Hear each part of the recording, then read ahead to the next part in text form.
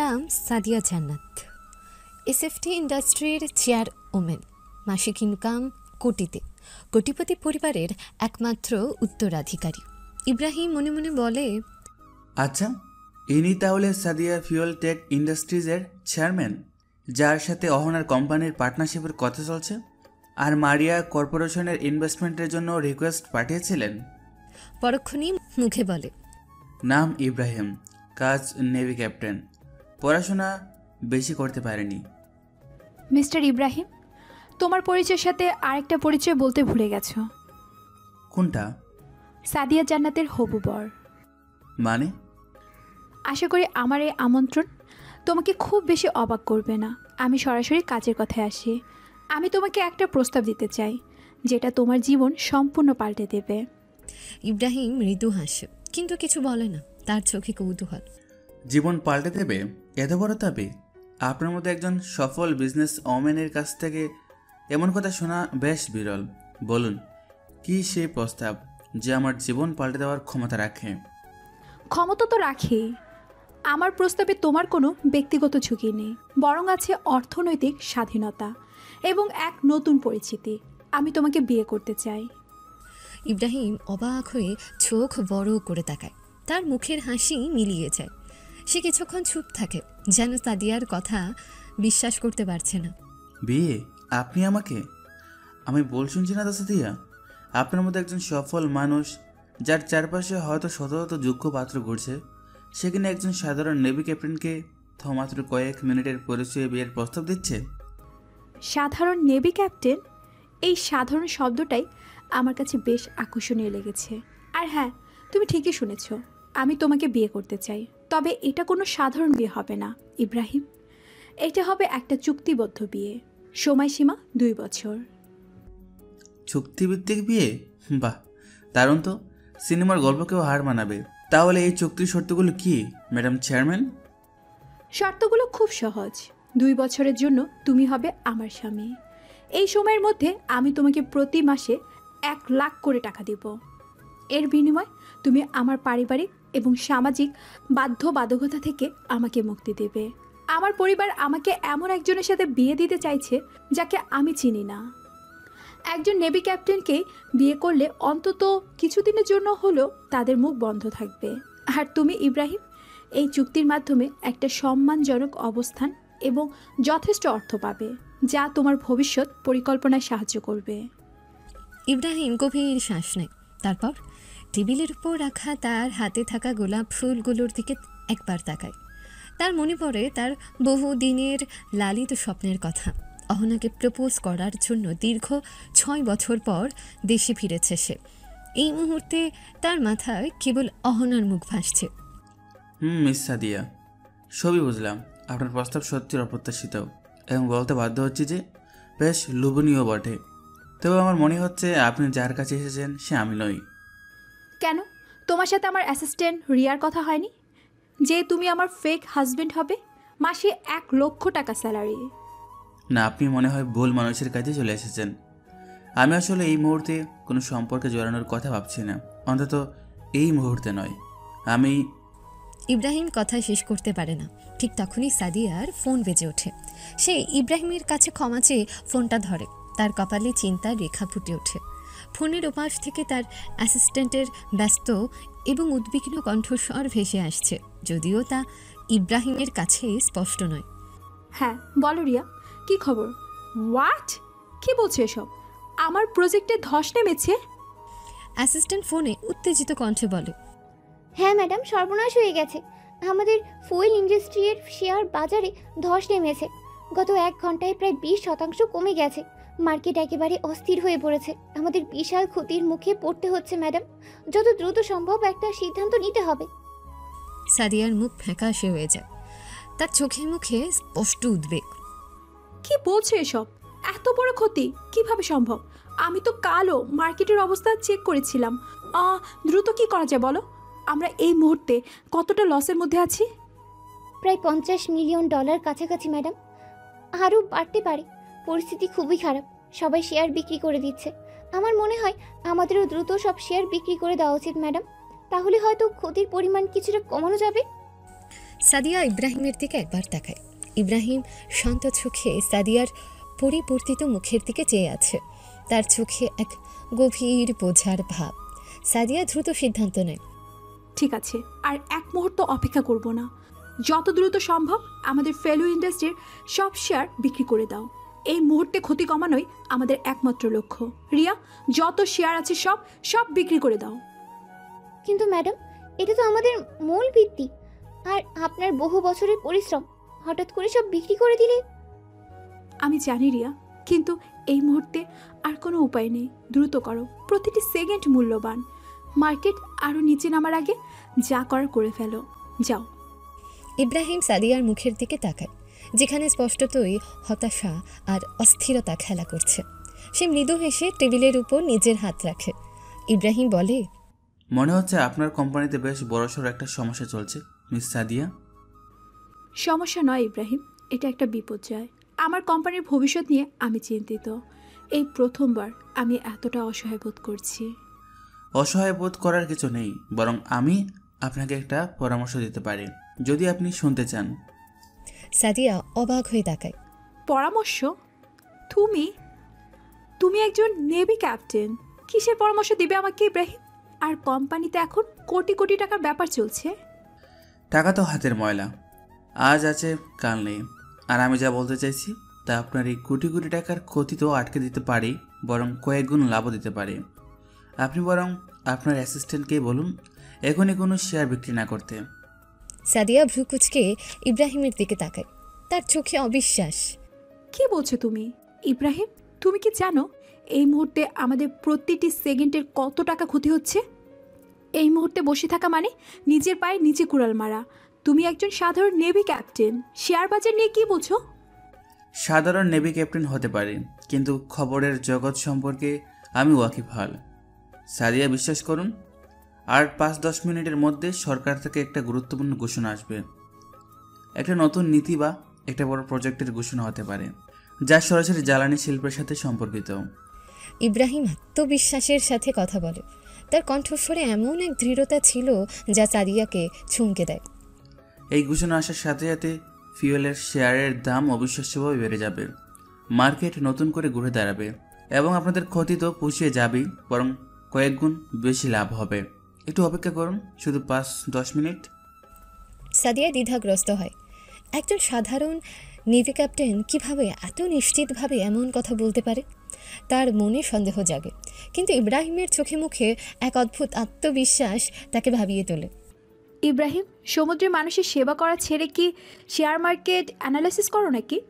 তাহলে mister analyst, আমি বলতে চাই, এসএফটি ইন্ডাস্ট্রিতে ডাটা অ্যানালাইসিস করার জন্য পৃথিবীর টপ এক্সপার্ট রয়েছে, আর তুমি একজন নেভি ক্যাপ্টেন হয়ে বলছো স্টক বিক্রি না করতে। আপনার টপ ডেটা অ্যানালিস্ট এক্সপার্ট কি বলছিল যে আজ মার্কেট ক্র্যাশ হয়ে যাবে? ঠিক তখনই তার ফোন আবার বেজে ওঠে। তার অ্যাসিস্ট্যান্ট রিয়া বলে, ম্যাডাম, কি সিদ্ধান্ত নিলেন? বিক্রি করে দেব? সাদিয়া ইব্রাহিমের দিকে তাকায়। ইব্রাহিম তাকে চোখ দিয়ে ইশারা করে অপেক্ষা করতে।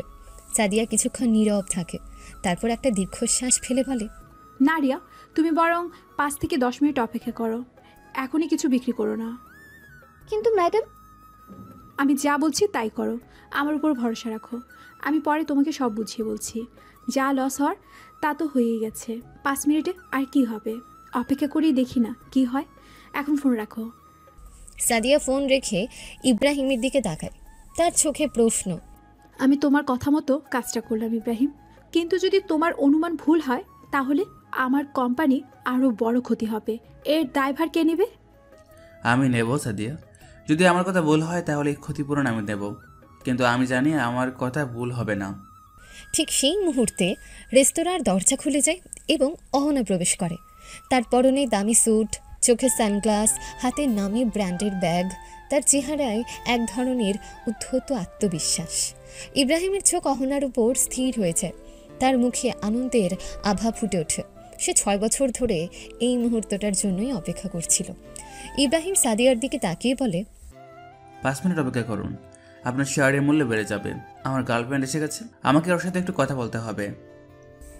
সাদিয়া কিছু বলার আগেই ইব্রাহিম তার আসন ছেড়ে উঠে অহনার দিকে এগিয়ে যায়। অহনা রেস্তোরাঁর এক কোণে যেখানে কিছুটা আড়াল আছে সেখানে গিয়ে দাঁড়ায়। ইব্রাহিম দ্রুত সেখানে পৌঁছে যায়। অহনা, তুমি এসেছো? আমি জানতাম তুমি আসবে। তোমাকে দেখতে কি ভালো লাগছে, বিশ্বাস করতে পারছি না। 6 বছর পর তোমাকে আবার দেখতে পেলাম। এই দিনটার জন্য আমি কত অপেক্ষা করেছি তুমি তো কল্পনা করতে পারবে না। অহনা সানগ্লাস খুলে ইব্রাহিমের দিকে তাকায়, কিন্তু তার চোখে কোনো উচ্ছ্বাস নেই। ইব্রাহিম তাকে জড়িয়ে ধরতে চায়, কিন্তু অহনা ধরতে না দিয়ে বলে, অপেক্ষা? কিসের অপেক্ষা? আর আমি কেন এখানে এসেছি সেটা তুমি ভালো করেই জানো ইব্রাহিম। ফোন করে নিজেই আসতে বলেছিলাম, কারণ তোমার সাথে কিছু জরুরি কথা আছে। ইব্রাহিম হাঁটু গেড়ে বসে পকেট থেকে একটা ছোট বক্স বের করে। বক্সের মধ্যে একটা হীরার আংটি ঝলমল করছে। অহনা, আমি জানি আমাদের মধ্যে অনেক কিছু বদলে গেছে, কিন্তু আমার অনুভূতি এক বিন্দুও বদলায়নি। আমি আজও তোমাকে অতটাই ভালোবাসি যতটা 6 বছর আগে বাসতাম।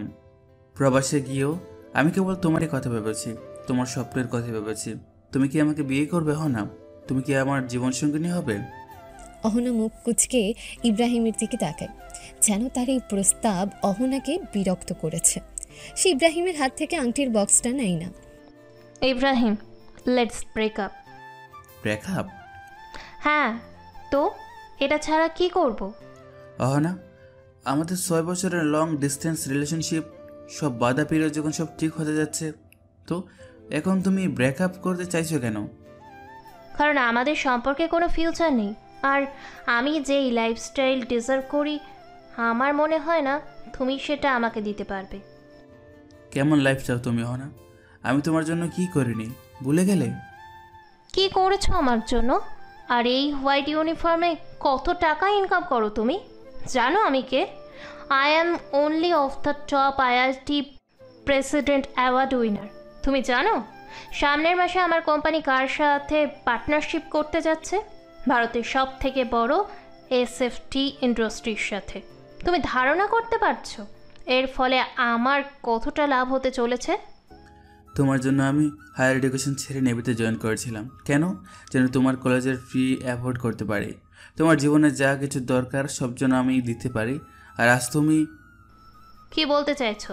দেখো, আমার পড়াশোনাকে সাপোর্ট করার সিদ্ধান্ত তোমার ছিল, বাট এটার মানে এই নয় যে আমি তোমাকে ভালোবাসি।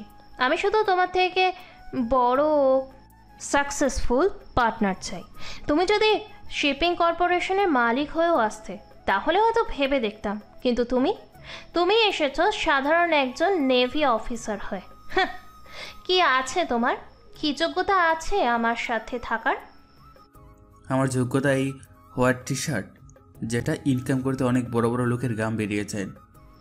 ও আচ্ছা, তার মানে তুমি এখন বলতে চাইছো যে কলেজ লাইফে আমাকে যেই সাহায্য করেছিলে তার হিসেব নিতে এসেছো, তাই না? আমাকে বিয়ে করে আমার টাকা চলার জন্য এসেছো, right? Ibrahim, you are disgusting. তুমি আমাকে কিছুটা টাকা দিয়ে সাহায্য করেছো ঠিকই, কিন্তু আমার সাকসেসের পিছনে তোমার ওই কয়েকটা টাকার কোনো হাত নেই, ওকে? আমার পড়াশোনা, আমার রিসার্চ কোম্পানি, এই সব কিছু অন্য কেউ একজন সাপোর্ট করেছে। কে সে? আছে কেউ একজন, ইনভিজিবল সিইও, যার বিষয়ে তোমার জানার কোনো দরকার নেই। Invisible CEO? হ্যাঁ, ভারতের সব থেকে বড় কোম্পানি মারিয়া কর্পোরেশনের সিইও, যিনি এই 4 বছর বড় বড় বিজনেস টাইকুনকে পিছনে ফেলে দিয়েছে। এটা শুনে ইব্রাহিম মনে মনে বলল, তুমি যার কথা বলছো সে আর কেউ নয় অহনা, সে তোমার সামনে দাঁড়িয়ে আছে। আমি সেই ইনভিজিবল সিইও, মারিয়া কর্পোরেশনের অনার। আর তার জন্যই আমার পড়াশোনা, ডিগ্রি, রিসার্চ কোম্পানি সব সম্ভব হয়েছে, তোমার জন্য না ইব্রাহিম। ইব্রাহিম একটা মুচকি হাসি দিয়ে বলল, আচ্ছা, এবার বুঝলাম যতদিন আমাকে তোমার প্রয়োজন ছিল ততদিন আমার সব কিছু ঠিক ছিল। আমার এই অল্প টাকা সাধারণ নেভি অফিসারের স্যালারি ঠিক ছিল তোমার কাছে। আর আজ যখন তোমার জীবনে অন্য কেউ এসে গেছে তোমার খরচ বহন করার জন্য, এখন আর কোনো প্রয়োজন নেই আমাকে, তাই না? গুড বয়, খুব তাড়াতাড়ি বুঝে ফেললে। ইউ নো, আমি এমন একজনকে চাই যার হাতে টাকা পয়সা, পাওয়ার, স্ট্যাটাস সব থাকবে, ইব্রাহিম আবার মুচকি হেসে বলে, ঠিক আছে, আই উইশ তোমার এই ডিসিশনে কোনো দিন যেন পস্তাতে না হয়, কারণ তোমার এই চরিত্র আই এম শিওর খুব তাড়াতাড়ি তোমাকে পস্তাতে হবে। এদিকে সাদিয়া অপেক্ষা করছি ইব্রাহিমের জন্য। 5 মিনিট তো হয়ে গেল, এখনো আসছে না কেন লোকটা? তার কথা শুনে ভুল কিছু করলাম না তো? এসব ভাবনার মধ্যেই সাদিয়ার ফোন বেজে ওঠে। রিয়া কল করেছে। প্লিজ রিয়া, এখন আর কোনো খারাপ খবর দিও না তো, এমনিতে অনেক টেনশনে আছি। ম্যাডাম, অবিশ্বাস্য, আপনার 5 মিনিট অপেক্ষা করাতে শুধু আমাদের লস রিকভার হয়নি, উল্টো কোটি কোটি টাকা প্রফিটও হয়েছে। হোয়াট? রিয়া, কি বলছো এসব? কিভাবে হলো? সরকার থেকে ঘোষণা এসেছে, জ্বালানি খাতে নতুন নীতি আসছে, বিশাল ভর্তুকি দেওয়া হবে। এসএফটি ইন্ডাস্ট্রি এর শেয়ার মার্কেটে বিস্ফোরণ ঘটেছে। তার মানে ওই লোকটা ঠিকই বলেছিল। এখন তাহলে আমাকে মারিয়া কর্পোরেশনের ইনভেস্টমেন্ট কনফার্ম করার ক্ষেত্রে কেউ আটকাতে পারবে না। সাদিয়া মনে মনে ভাবে, কে এই লোক? একজন সাধারণ নেভি ক্যাপ্টেন হয়ে এত বড় শেয়ার মার্কেটের ক্রেডিট জানে কিভাবে? মনে তো হচ্ছে না সে একজন সাধারণ মানুষ। ফোনের ওপাশ থেকে রিয়া আবার বলতে শুরু করে, আর হ্যাঁ ম্যাডাম, সামনের মাসে আমাদের সেই পার্টি আছে যেখানে আইআইটিএ কোম্পানিটির সাথে পার্টনারশিপ হবে। সেখানে মারিয়া কর্পোরেশনের সিইও আসার জন্য আমাদের ইনভিটেশন অ্যাকসেপ্ট করে নিয়েছেন। কি, মারিয়া কর্পোরেশনের লিজেন্ডারি সিও আমাদের ইভেন্টে আসবে? Oh my God! Riya, event যেন গ্র্যান্ড এবং রয়্যাল হয়। Okay okay ma'am. Okay, bye. Sadia call কেটে মনে মনে বলে, এই সব কিছু ওই লোকটার জন্য হয়েছে। আমাকে খুঁজে বের করতে হবে কে ওই লোক। বলে সাদিয়া ওইদিকে গেল যেদিকে ইব্রাহিম গিয়েছিল। গিয়ে লুকিয়ে তাদের দেখতে লাগলো। এদিকে অহনা ইব্রাহিমের কথা শুনে বলে, ওহো ইব্রাহিম, সামনের মাসে আমার একটা ডিল আছে এসএফটি কোম্পানির সাথে, যার চেয়ারম্যান সাদিয়া জান্নাত। আর তার সাথে সেই ডিলটা হয়ে গেলেই আমি তাকে বিট করে হয়ে যাব ইন্ডিয়ার সব থেকে বড় কোম্পানির চেয়ারম্যান। আমার সেখানে সাহায্য করবে কে জানো? ওই ইনভিজিবল সিও, মারিয়া কর্পোরেশনের মালিক। সাদিয়া জান্নাত, তুমি তাকে বিট করবে? অহনা, কনফিডেন্স থাকা ভালো, কিন্তু ওভার কনফিডেন্স না। তোমার মতো একজন গরিব ভিখারি আমার ভ্যালু কিভাবে বুঝবে? ওই পার্টিতে মারিয়া কর্পোরেশনের সিইও নিজে এসে বলবে আমার ভ্যালু কতটুকু। তোমার কি মনে হয় মারিয়া কর্পোরেশনের সিইওকে তুমি তোমার পকেটে রেখে ঘুরে বেড়াও? তোমার টাকা পয়সা, বাড়ি গাড়ি, কোম্পানির সব কিছু দিয়ে দেবে যেটার তুমি স্বপ্ন দেখছো? কেন দেবে না? ও আমাকে পছন্দ করে, আর তাই জন্যই তো এত বছর ধরে আমাকে সাহায্য করে আসছে গোপনে। আর একটা কথা বলবো, সেই আমার যোগ্য, তুমি না, বুঝতে পেরেছো? কিন্তু আফসোস, সেই পার্টিতে তুমি থাকবে না। আর এটাই ভালো হবে, কারণ তুমি হয়তো সহ্য করতে পারবে না যখন দেখবে আমি আমার ইনভিজিবল সিইওর হাত ধরে দাঁড়িয়ে আছি। ওয়াও, তোমার এই চরিত্রটা দেখে আমার খুব ভালো লাগছে। না হলে জানতামই না তোমার আসল চেহারাটা দেখতে কেমন। আর হ্যাঁ, আমি ওই পার্টিতে আসবো তোমাকে আর তোমার ওই ইনভিজিবল সিইওকে দেখতে। অহনা রেগে ইব্রাহিমের হাতে থাকা ফুলগুলো নিয়ে মাটিতে ফেলে দেয়। তুমি একটা লুজার। তোমার সাথে ব্রেকআপ করা আমার জীবনের সব থেকে বেস্ট ডিসিশন। মনে রেখো, তুমি আজ আমার সাথে যা করেছো, অহনা, এর ক্ষতিপূরণ তোমাকে দিতে হবে। তোমার এই ডিসিশন তোমাকে একদিন ধ্বংস করে দেবে। হয়তো ওই ইনভিজিবল সিইও তোমার সব ধ্বংস করে দেবে। তুমি অনেক পস্তাবে। মনে রেখো অহনা, আজ তুমি যাকে অপমান করলে, যাকে তুমি সাধারণ নেভি ক্যাপ্টেন ভেবে তুচ্ছ তাচ্ছিল্য করলে, একদিন এসে তারই পায়ে ধরে ক্ষমা চাইবে। এটা বলার পর অহনা রেগে যে ফুলগুলো মাটিতে ফেলে দিয়েছিল সেগুলোকে পা দিয়ে মুছড়ে সেখান থেকে চলে যায়। ইব্রাহিমের রাগ হলেও নিজেকে কন্ট্রোল করে রেখেছে। সে তার হাতে থাকা ডায়মন্ড রিংয়ের দিকে তাকিয়ে মনে মনে হাসে আর বলে, 6 বছরের ভালোবাসা আজ আমাকে এইভাবে অপমান করে চলে গেল। ভালোই হয়েছে, সময়ের আগে অহনার আসল রূপটা বেরিয়ে এসেছে। এই শখ আমি বরদাস্ত করে নিয়েছি, কিন্তু সে কীভাবে বরদাস্ত করবে যখন আমার আসল পরিচয় তার সামনে আসবে? দূর থেকে সাদিয়া সব কিছু দেখেছে। অহনা চলে যাওয়ার পর ইব্রাহিম স্থির হয়ে দাঁড়িয়ে আছে। তার চোখে বেদনার গভীর ছাপ। সাদিয়া ধীরে ধীরে ইব্রাহিমের দিকে এগিয়ে আসে, তার মুখে সহানুভূতির ছাপ। সাদিয়া ইব্রাহিমের কাছে এসে নরম সুরে বলে, ইব্রাহিম, তুমি ঠিক আছো? দেখে মনে হচ্ছে তুমি খুব কষ্ট পেয়েছো। 5 মিনিটের মধ্যে তোমার গার্লফ্রেন্ড তোমাকে ছেড়ে চলে গেল। ইব্রাহিম একটা দীর্ঘশ্বাস ফেলে সাদিয়ার দিকে তাকায়। তার চোখে গভীর দুঃখ স্পষ্ট, কিন্তু সে নিজেকে সামলে নেয়। কষ্ট? ইয়া, ইট ওয়াজ ভেরি হার্ড। কষ্ট তো মানুষের জীবনেরই অংশ সাদিয়া। তবে কিছু কষ্ট আঘাত হয়ে ফিরে আসে, কিছু কষ্ট শিক্ষা দেয়, আর কিছু কষ্ট মানুষকে আরও শক্তিশালী করে তোলে। আমার ক্ষেত্রে হয়তো সবগুলোই। আমি দূর থেকে সব দেখছিলাম। অহনা তোমাকে যেভাবে অপমান করলো সেটা সত্যি অমানবিক ছিল। তোমার মতো একজন মানুষ এই ধরনের ব্যবহারের যোগ্য নয়। ইব্রাহিম ক্লান্ত হেসে বলে, যোগ্যতা? এই পৃথিবীতে কি যোগ্যতার মাপকাঠি সব হয় সাদিয়া? নাকি শুধুমাত্র লাভ আর ক্ষমতার পাল্লাতে সব কিছু মাপা হয়? যাই হোক, এসব চারণ। কিছুক্ষণ আগে আমি একজনের কোম্পানি ডুবে যাওয়া থেকে বাঁচানোর জন্য একটা সাজেশন দিয়েছিলাম, সেটা কি সঠিক হলো? হ্যাঁ, একদম ঠিক হয়েছে। সত্যি কি তুমি এটা জেনে শুনে বাঁচিয়েছিলে, নাকি কোনো লাকি গেস ছিল? এনিওয়ে, যাই হোক, ধন্যবাদ তো দিতেই হয়। আর আমি সেই ধন্যবাদটা দিতে চাই তোমাকে বিয়ে করে। আমার মনে হচ্ছে আমি এখন বেশ জনপ্রিয় হয়ে গেছে। একজন চলে যেতে না যেতেই আরেকজন এসে গেছে, যেন আমাকে নিয়ে সবার খুব আগ্রহ। ইব্রাহিমের হালকা মেজাজের কথা শুনে সাদিয়ার ঠোঁটে মৃদু হাসি ফোটে। সে বুঝতে পারে ইব্রাহিম তার কষ্ট লুকাতে চাইছে। জনপ্রিয়তা? হ্যাঁ, হয়তো সেটাই। তবে তোমার মতো একজন রহস্যময় এবং আত্মবিশ্বাসী মানুষ, যে কিনা কয়েক মিনিটের ব্যবধানে কোটি কোটি টাকার লোকসান থেকে আমার কোম্পানিকে বাঁচিয়ে দিল, তার প্রতি আগ্রহ থাকাটা অস্বাভাবিক নয়। আর তার জন্যই তোমাকে বিয়ে করার জন্য আমি মরিয়া হয়ে উঠেছি। মিস সাদিয়া, আমি এখানে একদম মজা করার মোডে নেই, আর এই চুক্তিভিত্তিক বিয়ের মজার মধ্যে তো একদমই না। সো কিন্তু রিভেন্স দেওয়ার মুড তো আছে না মিস্টার ক্যাপ্টেন।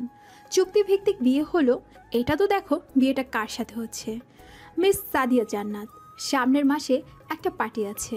অহনার কোম্পানির সাথে SFT কোম্পানির পার্টনারশিপের কথা চলছে। একটু ভাবো, সেই দিন পার্টিতে যখন তোমাকে আমার হাজব্যান্ড হিসেবে পরিচয় করে দেব, তখন অহনার মুখ দেখতে কেমন লাগবে।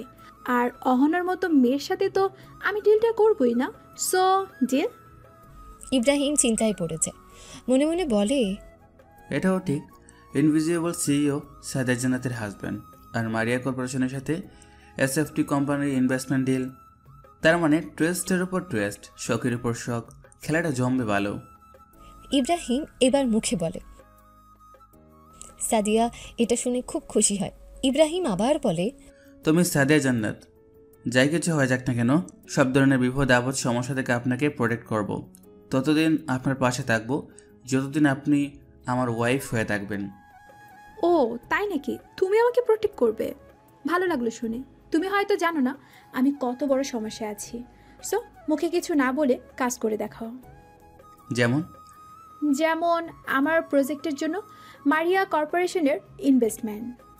ইব্রাহিম একটা দীর্ঘশ্বাস ফেলে বলে, ওকে, আপনি এক কাজ করেন, আপনার প্রজেক্টের প্রপোজাল আমাকে সেন্ড করে দেন, আর বাকি সব আমার উপর ছেড়ে দিন।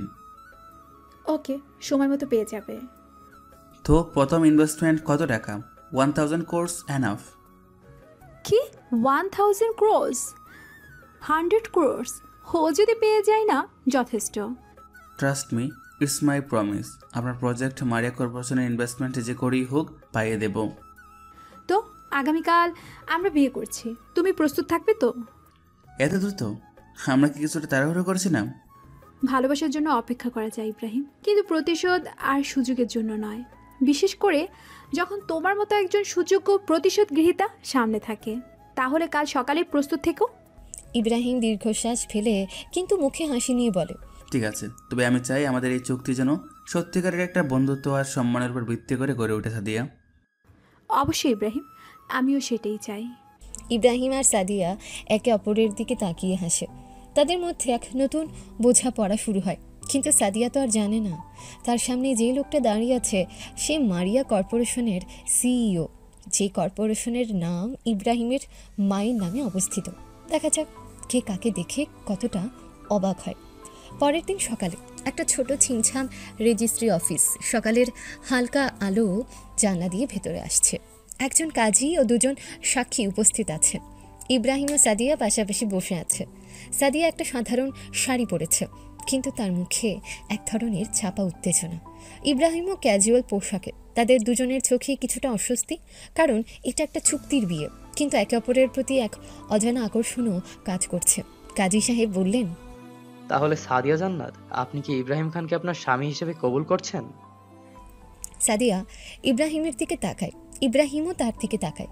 তাদের চোখে এক অদ্ভুত যোগাযোগ হয়। সাদিয়া দীর্ঘশ্বাস ফেলে বলে, কবুল করলাম।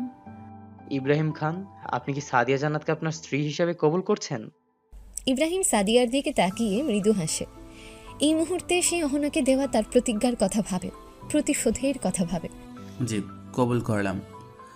কাগজপত্রে সই করার পর কাজী তাদের বিবাহ সম্পন্ন ঘোষণা করেন। সাদিয়া ও ইব্রাহিম একে অপরের দিকে তাকায়। তারা এখন স্বামী স্ত্রী, যদিও কেবল চুক্তির খাতিরে। সাদিয়া কাগজপত্র গুছিয়ে নিতে নিতে ফিসফিস করে বলে, তাহলে মিস্টার ইব্রাহিম খান, এখন আমরা আইনত স্বামী স্ত্রী। কেমন লাগছে এই বৈবাহিক অবস্থা? খারাপ না ম্যাডাম, তবে আমার মনে হচ্ছে আমি একজন সিনেমার নায়কের মতো বোধ করছি, যেখানে একটা গোপন মিশনে নেমেছে, আর তুমি আমার রহস্যময় সহকর্মী। কি বলো? সাদিয়া হেসে ফেলে। রহস্যময় সহকর্মী, মন্দ বলনি, কিন্তু এই মিশনে আমার উদ্দেশ্য খুব স্পষ্ট। পরিবারের চাপ থেকে মুক্তি, আর তোমার উদ্দেশ্য প্রতিশোধ, তাই না? তাও বটে, তবে আমি ভাবছি এই 2 বছরের চুক্তি যদি আমাদের দুজনের জন্য নতুন কোনো অধ্যায় খুলে দেয়, মানে এই গোপন বিয়েটা যদি আমাদের জীবনকে অপ্রত্যাশিত দিকে নিয়ে যায়। সাদিয়া ইব্রাহিমের দিকে তাকায়। তার চোখে এক ঝলক কৌতুক ও কৌতূহল। যেমন কিরকম অপ্রত্যাশিত দিকে? যেমন ধরো, আমরা একে অপরের সাথে এতটাই স্বাচ্ছন্দ্য বোধ করতে শুরু করলাম যে এই চুক্তিটা আমাদের কাছে অর্থহীন হয়ে গেল। তোমার কল্পনা শক্তি বেশ ভালো ইব্রাহিম, তবে একজন বিজনেসম্যান হিসেবে আমি বাস্তববাদী। চুক্তি চুক্তিতে থাকে। তবে হ্যাঁ, আমাদের এই যাত্রায় বেশ কিছু মজা হবে আশা করি। কি বলো মিস্টার স্বামী? একদম মিস স্ত্রী, এখন থেকে এই নতুন সম্পর্কটা উপভোগ করা যাক। কি বলো? অন্তত 2 বছর তো আছে এক ছাদের নিচে। তারা দুজনেই হাসে। তাদের মধ্যে এক হালকা বন্ধুত্বপূর্ণ খুনসুটি শুরু হয়। সাদিয়া এখনও জানে না যে ইব্রাহিমই মারিয়া কর্পোরেশনের সিইও। তার কাছে ইব্রাহিম কেবল একজন রহস্যময় নেভি ক্যাপ্টেন, যে তার কোম্পানিকে বাঁচিয়েছে এবং যাকে সে চুক্তির খাতিরে বিয়ে করেছে। কয়েকদিন পর সাদিয়া ও ইব্রাহিম এখন একই অ্যাপার্টমেন্টে বসবাস করছে। সাদিয়া ব্রেকফাস্ট টেবিলে বসে ইব্রাহিমকে দেখছে। ইব্রাহিম খুব সাবলীলভাবে টেবিলে সব খাবার গুছিয়ে রাখছে। তার প্রতিটি চালচলনে এক ধরনের পরিশীলিত ভাব। সাদিয়া নিজের মনে বলে, লোকটি কি আসলে একজন নেভি ক্যাপ্টেন? তার কথা বলার ভঙ্গি, তার আচরণ একজন সাধারণ নেভি ক্যাপ্টেনের মতো তো নয়। কাল যখন সে ফোনটা হাতে নিল, তার মুখের অভিব্যক্তি, তার কণ্ঠস্বর, সব কিছুতেই একটা গভীরতা ছিল, যেটা আমি সচরাচর বড় বড় সিওদের মধ্যে দেখি। ইব্রাহিম সাদিয়ার দিকে তাকায়। কি হলো সাদিয়া, কি ভাবছো? ব্রেকফাস্ট ঠান্ডা হয়ে যাচ্ছে তো? না মানে কিছু না, শুধু ভাবছিলাম তোমার দিনের শুরুটা কেমন হয়। একজন নেভি ক্যাপ্টেনের জীবন তো বেশ শৃঙ্খলাবদ্ধ হওয়ার কথা। আমার জীবনটা সবসময় শৃঙ্খলাবদ্ধ ছিল সাদিয়া, তবে এখন সেটার সাথে কিছু অপ্রত্যাশিত বাঘ যুক্ত হয়েছে, যেমন তোমার সাথে এই ব্রেকফাস্ট বা তোমার এই রহস্যময় দৃষ্টি। সাদিয়া মৃদু হাসে, কিন্তু তার মনে সন্দেহ আরও দানা বাঁধে।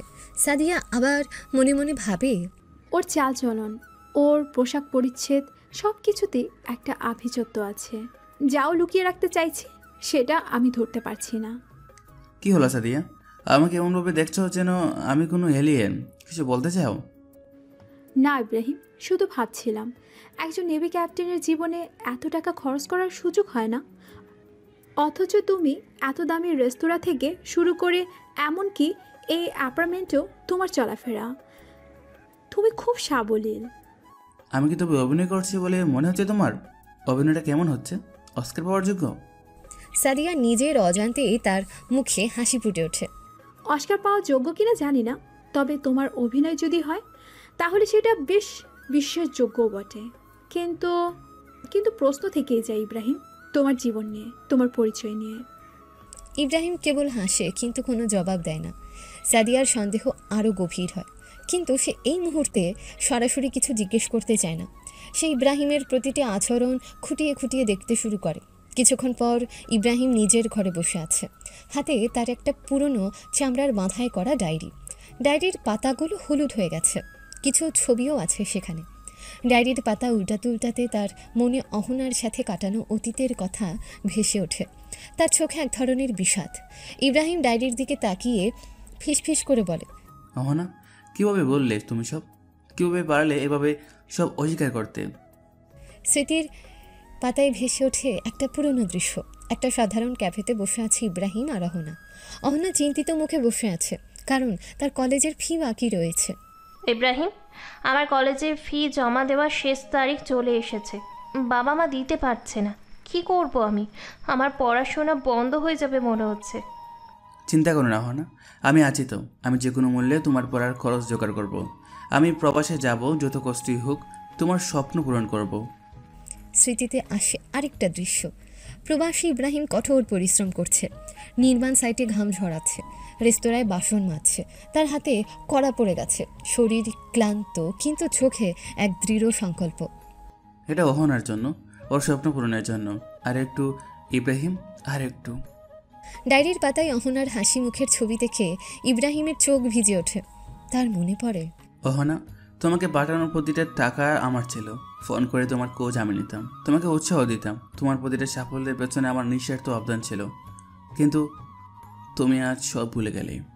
ইব্রাহিম ডায়েরি বন্ধ করে দীর্ঘশ্বাস ফেলে। আমি তোমার জন্য সব কিছু করলাম অহনা, নিজের স্বপ্ন বিসর্জন দিলাম, দিনের পর দিন প্রবাসে কষ্ট করলাম। আর তুমি আমাকে একজন সাধারণ নেভি ক্যাপ্টেন বলে ছুড়ে ফেলে দিলে, বললে আমি নাকি ব্যর্থ। আজ আমি মারিয়া কর্পোরেশনের সিইও, আর তুমি ভাবছো অদৃশ্য কেউ তোমাকে সফল করেছে। এই উপহাসের জবাব আমি দেবো অহনা, আমি দেব। ইব্রাহিম ডায়েরিটা শেলফে রেখে দেয়। তার মুখে বিষাদের পরিবর্তে এক কঠিন প্রতিজ্ঞার ছাপ ফুটে ওঠে। প্রতিশোধের আগুন তার ভেতরে আরও তীব্রভাবে জ্বলে ওঠে। এদিকে সাদিয়া তার অফিস কক্ষে বসে আছে, তার সামনে তার বিশ্বস্ত অ্যাসিস্ট্যান্ট রিয়া। সাদিয়ার চোখে মুখে ইব্রাহিমকে নিয়ে কৌতূহল। রিয়া, আমি তোমাকে একটা গুরুত্বপূর্ণ কাজ দিতে চাই। এটা সম্পূর্ণ গোপন থাকবে, কেউ যেন বিন্দুমাত্র টের না পায়। জি ম্যাডাম, বলুন। আপনার যে কোনো আদেশ পালনের জন্যই আমি প্রস্তুত। আমি ইব্রাহিমের সম্পর্কে বিস্তারিত তথ্য চাই। ওর অতীত, ওর বর্তমান, ওর পরিবার, ওর আর্থিক অবস্থা, সব কিছু খুঁটিয়ে খুঁটিয়ে দেখবে। একজন নেভি ক্যাপ্টেনের জীবনযাত্রা, তার আয়, তার গতিবিধি, সব কিছুর সাথে ওর বর্তমানের জীবনযাত্রার কোনো মিল নেই। আমাকে সব কিছু জানতে হবে। আপনি আপনার স্বামীর ব্যাপারে তদন্ত করতে চাইছেন ম্যাডাম? এটা এটা কি ঠিক হবে? স্বামীর ব্যাপারে নয় রিয়া, একজন রহস্যময় মানুষের ব্যাপারে, যে আমার কোম্পানিকে 5 মিনিটের মধ্যে রক্ষা করেছে, যে অহনার মতো একজন অহংকারী ব্যবসায়ীকে চ্যালেঞ্জ করেছে, তার সব শেষ করে দেবে। আমি জানি না সে সত্যি বলেছে নাকি মিথ্যে। আমি শুধু সত্যটা জানতে চাই, কেন তার পরিচয় এমন রহস্যে মোড়া? কেন সে নিজেকে একজন সাধারণ নেভি ক্যাপ্টেন হিসেবে পরিচয় দেয়? কিন্তু ম্যাডাম, এটা তো খুবই সংবেদনশীল তথ্য। যদি সে সত্যি কোনো বড় মাপের ব্যক্তি হয়, তাহলে তার ব্যক্তিগত তথ্য সংগ্রহ করা বেশ কঠিন হবে। আর যদি সে প্রভাবশালী হয়, তাহলে পাল্টা বিপদের ঝুঁকিও থাকতে পারে। সেটা আমি জানি না রিয়া, কিন্তু আমি ঝুঁকি নিতে প্রস্তুত। তুমি তোমার সবচেয়ে বিশ্বস্ত লোকগুলোকে কাজে লাগাও, এমনভাবে কাজটা করবে যেন কেউ খুনাক্ষরে টের না পায়। আমি এই রহস্যের সমাধান চাই, যত টাকা লাগে লাগুক। আমি জানতে চাই কে এই ইব্রাহিম খান। রিয়া মাথা নেড়ে সম্মতি জানায়। তার মুখে এক ধরনের দৃঢ়তা ফুটে ওঠে। ঠিক আছে ম্যাডাম, আমি এখনই কাজ শুরু করছি। আপনি নিশ্চিত থাকতে পারেন, আমি আপনাকে ইব্রাহিম খানের বিষয়ে সব তথ্য এনে দেব। কোনো ঝুঁকি আমরা নেব না, তবে কাজটা নিখুঁতভাবে হবে। ভালো কথা, যত দ্রুত সম্ভব তথ্যগুলো আমার কাছে নিয়ে আসবে। আমি অধীর আগ্রহে অপেক্ষা করব। সাদিয়া চেয়ারে হেলান দিয়ে চোখ বন্ধ করে। তার মনে ইব্রাহিমের রহস্যময় হাসি আর তার প্রতিটি কথা ঘুরপাক খাচ্ছে। সে জানি মানুষটার জীবনে এমন কিছু রহস্য আছে যা তার গোটা জীবন বদলে দিতে পারে। আরও 4 দিন পর ইব্রাহিম ও সাদিয়ার অ্যাপার্টমেন্টের রান্নাঘর। সন্ধ্যা নেমে এসেছে। কিচেন আইল্যান্ডে নানা রকম সবজি কাটা হচ্ছে। সাদিয়া একটা অ্যাপ্রন পরে সতর্কভাবে সবজি কাটছে। আর ইব্রাহিম তার পাশে দাঁড়িয়ে পেঁয়াজ কাটতে কাটতে হাসছে। দুজনের মুখে হালকা মেজাজ, যেন তারা বহুদিন ধরে একে অপরকে চেনে। যদিও তাদের বিয়েটা চুক্তির, কিন্তু তাদের মধ্যে এক ধরনের স্বাচ্ছন্দ্য এবং খুনসুটি শুরু হয়েছে, যা ধীরে ধীরে তাদের সম্পর্ককে গভীর করে তুলেছে। সাদিয়া ইব্রাহিমের দিকে তাকিয়ে হাসতে হাসতে বলে, ইব্রাহিম, তোমার চোখে জল আসছে না। পেঁয়াজ তো আমারই কাটতে সমস্যা হয়, আর তুমি তো দেখছি হাসছো। ইব্রাহিম চোখ মুছে মুখে হাসি বজায় রেখে বলে, আমার অভ্যাস আছে সাদিয়া। নেভি ক্যাপ্টেনের জীবন তো আর শুধু সমুদ্রে কাটে না, মাঝে মাঝে রান্নার দায়িত্ব নিতে হয়। তাছাড়া এই জল তো আনন্দের, তোমার সাথে রান্না করার আনন্দ। সাদিয়া মৃদু হেসে বলে, আনন্দ? আমার তো মনে হচ্ছে তুমি আমাকে জ্বালাচ্ছ। আচ্ছা, তুমি এত ভালো রান্না করা শিখলে কিভাবে? তোমার মতো একজন নেভি ক্যাপ্টেন তো সাধারণত একজন রন্ধন পটীয়সী হয় না। আমার মা খুব ভালো রান্না করতেন সাদিয়া। ছোটোবেলায় যখন মায়ের কাছে থাকতাম তখন থেকে রান্নার কাজগুলো দেখতাম আর শিখতাম। মা বলতেন, পুরুষ মানুষের নিজের কাজ নিজেকে শিখতে হয়, কেউ করে দেবে না। আর রান্নাটা এমন একটা শিল্প যেটা মন দিয়ে করলে তার স্বাদই আলাদা হয়। তোমার মা, তিনি কেমন মানুষ ছিলেন? আমি কখনো তোমার পরিবারের কথা শুনিনি। আমার মা ছিলেন পৃথিবীর সেরা মানুষ। তিনি আমাকে শিখেছেন কীভাবে ভালোবাসতে হয়, কীভাবে ক্ষমা করতে হয়, আর কীভাবে মাথা উঁচু করে বাঁচতে হয়। আমার জীবনে যা কিছু ভালো তার সবটাই মায়ের কাছ থেকে পাওয়া। সাদিয়া কিছুটা অবাক হয়ে বলে, তোমার চোখে কি জল পেঁয়াজের জন্য, নাকি অন্য কিছু? ইব্রাহিম চোখ মুছে প্রসঙ্গ পাল্টে বলে, নেভি ক্যাপ্টেনের চোখে পেঁয়াজের জলই মানায়। সাদিয়া, আর কি করছো তুমি? মাংস কাটা হয়েছে? চলো এবার গ্রেভিটা তৈরি করি। আমার মনে হচ্ছে আজ রাতে আমরা একটা চমৎকার ডিনার করতে যাচ্ছি। ইব্রাহিম হেসে সাদিয়াকে রান্নার কাজে আরও বেশি জড়িয়ে নেয়। সাদিয়া ইব্রাহিমের এই গোপন করার ভঙ্গিটা খেয়াল করে। তার মনে ইব্রাহিমের মায়ের সম্পর্কে আরও জানার কৌতূহল জাগে, কিন্তু সে বুঝতে পারে ইব্রাহিম এই মুহূর্তে সে বিষয়ে কথা বলতে চায় না। তাদের মধ্যে মৃদু হাসি আর খুনসুটি চলতে থাকে, যা তাদের মধ্যে এক নতুন বন্ড তৈরি করে। তারা রান্না শেষ করে খাবারের পর্ব খুব মজা করে। পরের দিন সাদিয়া ও ইব্রাহিম অ্যাপার্টমেন্টের লিভিং রুমে বসে আছে। সাদিয়া একটা বই পড়ছে আর ইব্রাহিম ল্যাপটপে কিছু কাজ করছে। মাঝে মাঝে ইব্রাহিমের মুখে চিন্তার রেখা ফুটে উঠছে, যা সাদিয়ার চোখ এড়ায় না। সাদিয়া বই থেকে মুখ তুলে বলে, ইব্রাহিম, তুমি কি কোনো সমস্যায় আছো? তোমাকে দেখে মনে হচ্ছে তুমি বেশ চিন্তিত। ইব্রাহিম ল্যাপটপ বন্ধ করে সাদিয়ার দিকে তাকায়। তার চোখে এক ধরনের গভীর বেদনা এবং দৃঢ়তা ফুটে ওঠে। কিছু না সাদিয়া, শুধু কাজের কিছু বিষয় নিয়ে ভাবছিলাম। কাজ? নেভি ক্যাপ্টেনদের কি এত গভীর চিন্তার কাজ থাকে? তোমার চেহারায় এমন একটা ভাব যেন তুমি পৃথিবীর সব বোঝা নিজের কাঁধে তুলে নিয়েছো। কিছু কিছু বোঝা থাকে যা কাউকে বলা যায় না সাদিয়া। কিছু লড়াই দেখে যা একা লড়তে হয়। আমি জানি তুমি আমার সম্পর্কে অনেক কিছু জানতে চাও, কিন্তু বিশ্বাস করো সঠিক সময় তুমি সব জানতে পারবে। এখন শুধু ধৈর্য ধরো। ধৈর্য? যখন তুমি অহনার সব শেষ করে দিবে বলে চ্যালেঞ্জ করলে, তখন তো কোনো ধৈর্য ছিল না তোমার। তখন তোমার চোখে যে আগুন দেখেছিলাম, সেটা তো কোনো সাধারণ মানুষের চোখে দেখা যায় না। ইব্রাহিম সাদিয়ার দিকে তীক্ষ্ণ দৃষ্টিতে তাকায়। সাদিয়া বুঝতে পারে সে হয়তো ইব্রাহিমের গোপন জায়গায় আঘাত করেছে। আমার জীবন তো যতটা সহজ মনে হচ্ছে ততটা সহজ নয়। অনেক উত্থান পতন দেখেছি, কিছু ক্ষত তৈরি হয়েছে যা আজও আমাকে তাড়া করে বেড়ায়। আমি চাই না সেই ক্ষতগুলো এই মুহূর্তে তোমার জীবনের প্রভাব পেলুক। আমি তোমার স্ত্রী ইব্রাহিম। চুক্তির হোক আর যাই হোক, আমরা একই ছাদের নিচে বাস করছি। আমি তোমার সমস্যাগুলো বুঝতে চাই, তোমাকে সাহায্য করতে চাই। তুমি আমাকে বিশ্বাস করতে পারো। ইব্রাহিম মুখ ফিরিয়ে নেয়। আমি তোমাকে বিশ্বাস করি সাদিয়া, কিন্তু কিছু কথা আছে যা বলা যায় না। কিছু অভিজ্ঞতা আছে যা শুধুমাত্র ব্যক্তিগত থাকে। আমি জানি তুমি আমার পরিচয় নিয়ে তদন্ত করাচ্ছ। সাদিয়া চমকে ওঠে। সে বুঝতে পারে ইব্রাহিম তার গোপন তদন্তের কথা জেনে গেছে। সাদিয়া ধরা গলায় বলে, তুমি তুমি কিভাবে জানলে? ইব্রাহিম সাদিয়ার দিকে তাকিয়ে মৃদু হেসে বলে, আমার জগতে অনেক কিছু ঘটে যা তুমি কল্পনা করতে পারবে না সাদিয়া। আমি জানি তুমি কেন এমন করছো, কিন্তু আমি তোমাকে অনুরোধ করছি এই তদন্ত বন্ধ করে দাও, কারণ তুমি যা খুঁজছো তা হয়তো তুমি দেখতে প্রস্তুত নও। ইব্রাহিম উঠে গিয়ে জানালার পাশে দাঁড়ায়, তার পিঠ সাদিয়ার দিকে। সাদিয়া বুঝতে পারে ইব্রাহিমের জীবনে অনেক বড় কোনো রহস্য লুকিয়ে আছে, যা সে কারোর সাথেই শেয়ার করতে চায় না। তার মনে ভয় এবং কৌতূহল মিশ্রিত এক অদ্ভুত অনুভূতি কাজ করে। এভাবেই দিন এগোতে লাগলো।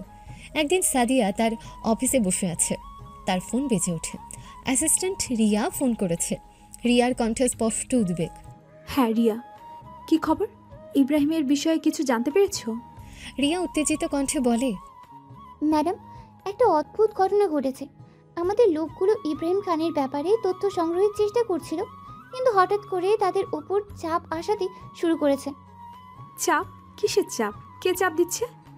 আমরা যতবারই ইব্রাহিম খানের প্রোফাইল বা তার অতীত ঘাটার চেষ্টা করেছি, ততবারই সরকারি উচ্চ মহল থেকে ফোন আসছে। তারা সরাসরি আমাদের কাজ বন্ধ করতে নির্দেশ দিচ্ছে। এমনকি কিছু ফাইল অ্যাক্সেস করার চেষ্টা করতেই আমাদের সিস্টেম হ্যাক করার চেষ্টা চলেছে। সাদিয়া চেয়ার থেকে সোজা হয়ে বসে।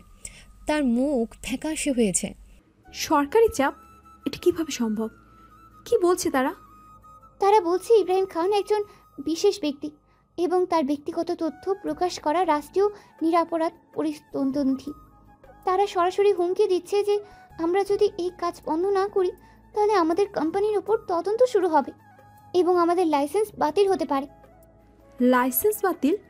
এ তো মারাত্মক ব্যাপার। একজন সাধারণ নেভি ক্যাপ্টেনের তথ্য কেন সরকার গোপন রাখতে চাইবে? এ কোন ধরনের রহস্য? ম্যাডাম, আমাদের লোকগুলোও ভয়ে আছে। তারা আর কাজ করতে চাইছে না। মনে হচ্ছে ইব্রাহিম খান কোনো সাধারণ ব্যক্তি নন। তার ক্ষমতা আমাদের কল্পনার বাইরে। ঠিক আছে রিয়া, এই মুহূর্তে তুমি সব বন্ধ করে দাও। কোনো ঝুঁকি নেওয়ার প্রয়োজন নেই। আমরা আপাতত আর কোনো তদন্ত করব না। ধন্যবাদ ম্যাডাম, আমি এখনই সব লোকাল এজেন্টের কাজ বন্ধ করে দিচ্ছি। বিষয়টা খুবই সংবেদনশীল ছিল। রিয়া ফোন রেখে দেয়। সাদিয়া ফোনটা হাতে নিয়ে স্থির বসে থাকে। তার চোখের সামনে সব অন্ধকার হয়ে আসে। সাদিয়া তার অ্যাপার্টমেন্টে ফিরে আসে।